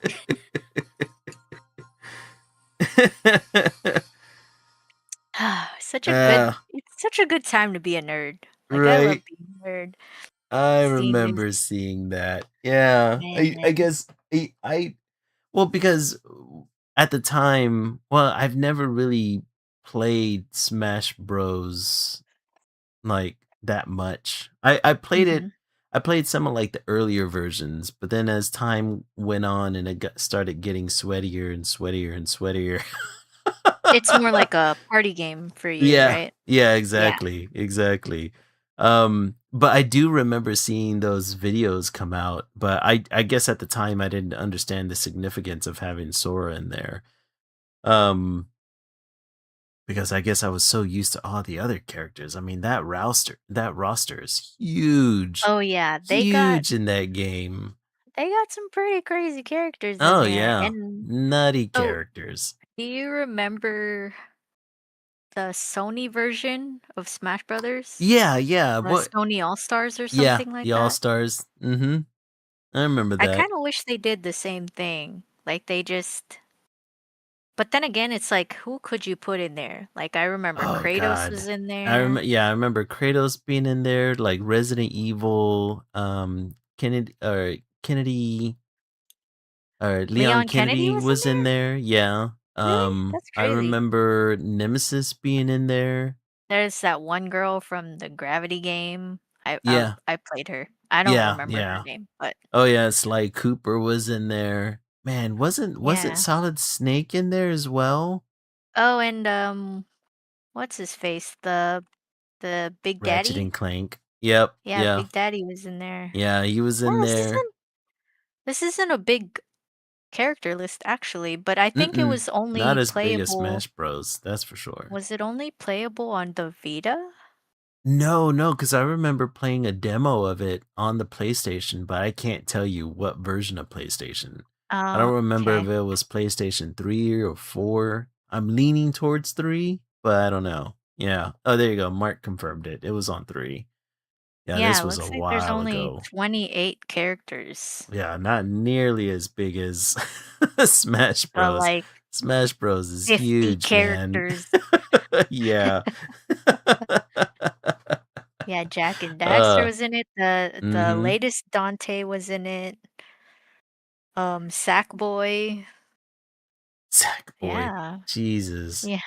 Yeah, it's getting to the Parappa the Rappa. Parappa the Rappa. They need to Oh, remake Parappa the dude. Rappa. They do. They really, really That would do. be They sick. need to bring back a lot of those classic characters. Like Such a good speaking character. speaking of Spyro and Crash Bandicoot, they're about to show up in Fortnite too. Ooh, Dude, I'm telling you, Spyro the Dragon. Spyro the dragon, yeah. Interesting. Yeah, and Crash Bandicoot. I swear, dude, Fortnite's like the modern day is the modern Dude, day Smash Bros. It's got fucking everybody. dang, so now I'm kinda sad that I'm looking at this roster and knowing that Sony's not gonna keep No. porting their games over to PC anymore. Because I want them to remake Sly Cooper because 'cause I've never played Oh, any of them, dude, and Sly Cooper and is Sly such a Cooper is fun such a cool game. character. Yeah, Jack He and looks so Daxter is cool. super fun. Yeah, Jack and Daxter looks like a game I wanna play. Yeah, Ratchet and Um, I Clank super fun. I could play the BioShock games, but I'm Mhm. too much of a scaredy cat. Dude, BioShock is such a good game. I have It I is a good have game, the entire collection. but I'm scared. Like, I'm scared. I get too big scared. I'd probably Oh, put on my big pants on and yeah. just I after mean, a while, the scares I don't would say get to it's you more anymore. creepy than scary. Yeah. Like there's like some like jump scares, but it's mostly creepy. No, yeah, the subject matter and the Mhm. story, Yeah. it does get creepy, but yeah, I think man, just looking back at these games, I wonder if I think they are remaking the God of War games, right? That would Yes. be fun to They're play, making a remaster of that one. but not for the PC, I bet. Not for the Sucks. PC, unfortunately. Although I'm a PC, PC gamer. didn't they recently come out with an emulator? I could have swore I saw somebody come out with the PS5 emulator. Yeah. I think so speaking of emulators, Mhm. I don't think it was Sony, but I think it was Nintendo that took down a bunch of emulators just this last week. It wouldn't surprise me. This is And Nintendo we're talking the about. emulators weren't even doing anything. Like they Yeah. didn't yeah, it was a bunch of them. Yeah. Nintendo don't So play so if whenever it comes to Nintendo that. don't play and Mm-mm. Sony's being a shithead right now, Sony's being a shithead about it. Yeah. I don't Like see like why Sony wouldn't be like, but fuck you guys." I'm pretty sure I saw a PS5 emulator out there. Or Okay. at least somebody's working on one for the PS5. So I would just keep my eyes peeled because Yeah, I I wouldn't put it against them. yeah, Mhm. and on top of that, Sony's kind of done this to themselves. You know, like the moment the moment you have raised the prices of your games, raised the prices of your consoles, and raised the prices of your subscription base, it was only a matter of time before somebody said, "Fuck this, we're just gonna emulate everything." Well, and now Um, you're pulling digital media. yeah, It's just exactly. like Now you're pulling physical copies, and yeah, I mean, not theft if we didn't if we it's not theft if we technically didn't own it in yeah, the if we first didn't own place. it to begin with, which is So, why I'm 100% behind the emulators. Like me just do too. it, you know. Yeah. Again, I think that before gaming culture dies, right? Because everybody's been priced out of everything.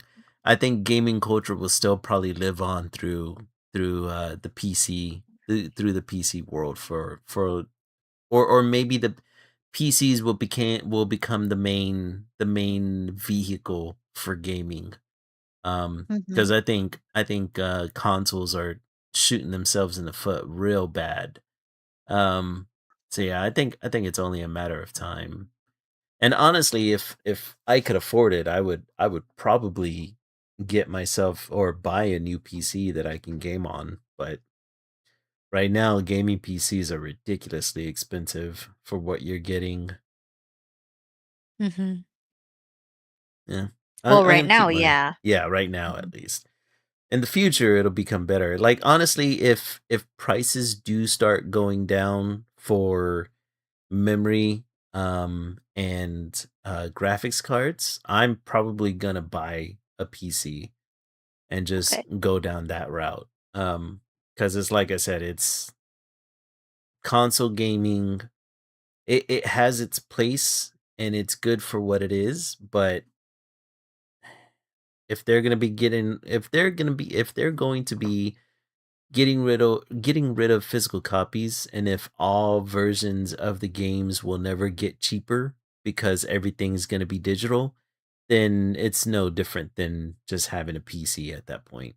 So, might as well Basically, just yeah, might as well yeah, just especially make seeing the how the new consoles are priced $1,000, mhm. like, you might as That's well just expensive, yeah, man. That's at that point, just insanely save a expensive. couple more $100 for a Mhm. decent setup at this point, because like, Yeah. I paid 1,200 for my setup, and What it's not only doing that, pretty well. I think I would at some point I need to upgrade my streaming rig too. So I think I'm gonna save up some money to buy something that can not only handle the graphic work that I do, but also handle the streaming and handle gaming as well. So I'm Mhm. gonna want to buy something pretty beefy, but not anytime soon. That's for sure.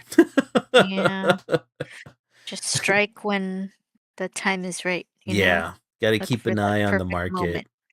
Mhm. because I mean, it with the way AI is going, it could very well be that um we could see a price drop sooner than later, but for the time being, graphics cards and memory is just way too expensive still.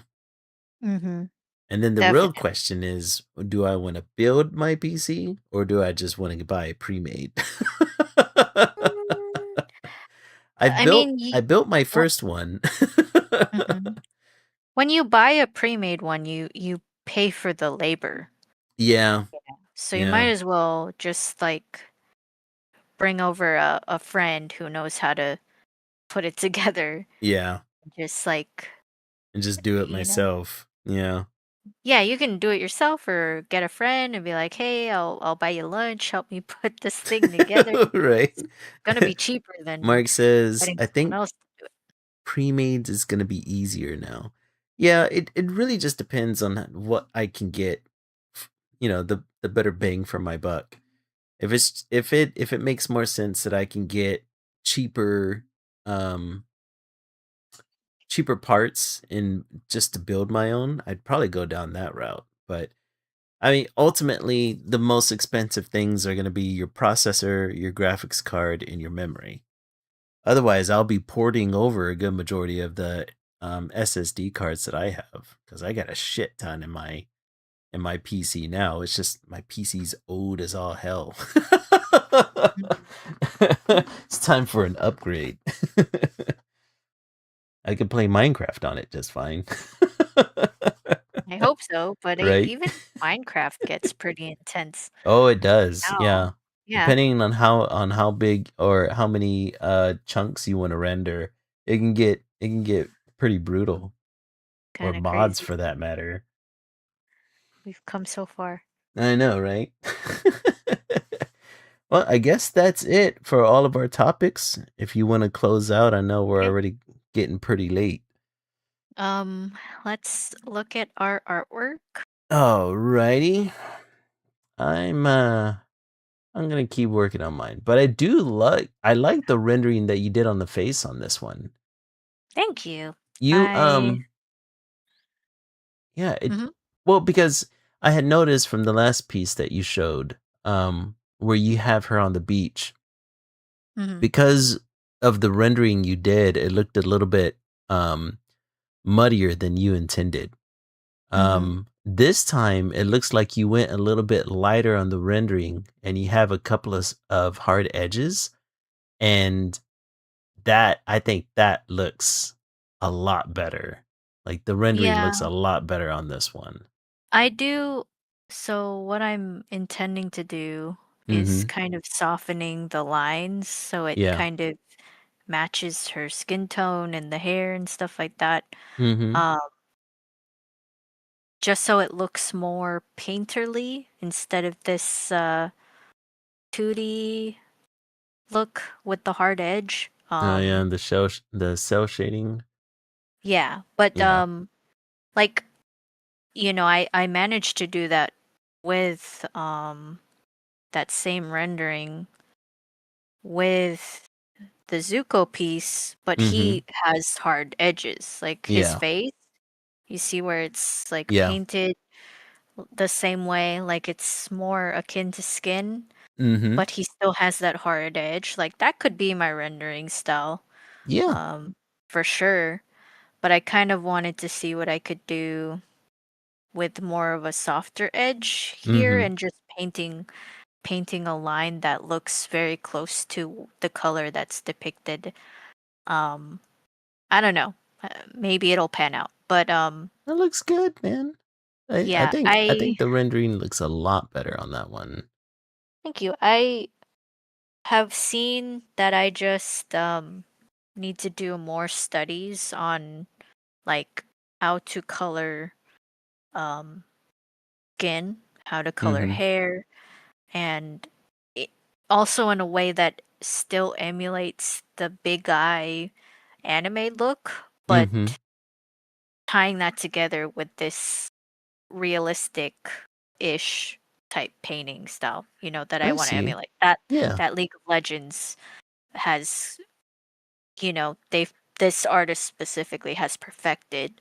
Right. So I want to marry those two together and also Okay. just study that a little more because like we were talking about earlier, we we kind of get too bogged down by wanting to post Mhm. often that we kind of just keep doing the same thing. Yeah. And Yeah. I think taking your time and practicing stuff that you want to pay attention to is good too. For Yeah. sure. For sure. hmm Yeah. But I think you're absolutely right. I think I got a little too experimental with mine. no, I like no, I really like this. It looks as if you've done it on paper. Yeah, well, Kind of eh, crazy. I think I've looked at it a little bit too long, but it's just me being my own worst critic on this one. Of course. Yeah. And But I'm gonna tell you I like it.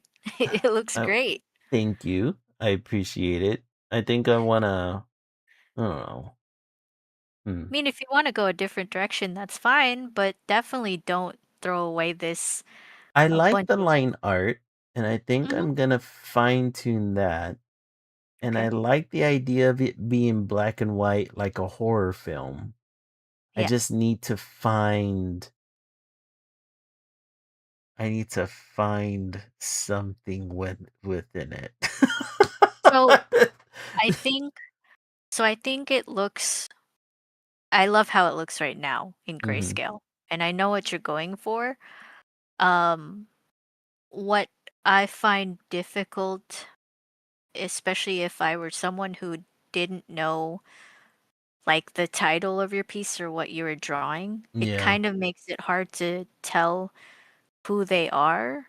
And that's part to it being in grayscale. So I think what you could Yeah. do Yeah. is adding color to it, but muting it like this grayscale and Oh, like super saturated?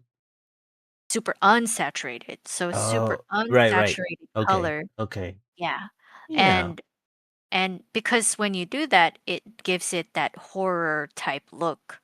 Or That's a good point. even a hard saturation gives it a hard horror look if you do it the right way, because anything that Hmm. looks too unnatural with the oversaturation or unsaturation gives it a feel of horror, like something's Okay. off here.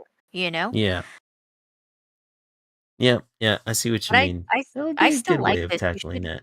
You should definitely keep it as a like a if A you ever post practice. it, which I hope you post it, so whenever you post it, you could post it as its own separate, like, slide or Yeah. its own separate posting, like, here's a different rendition of the piece, the initial rendition of the piece, and Yeah. Yeah. I like it. It's really And good. show the saturated version of it. Okay. Yeah. Yeah. All right. Mhm. All right. I'll keep experimenting with it then. Yeah. Cuz Keep yeah, going.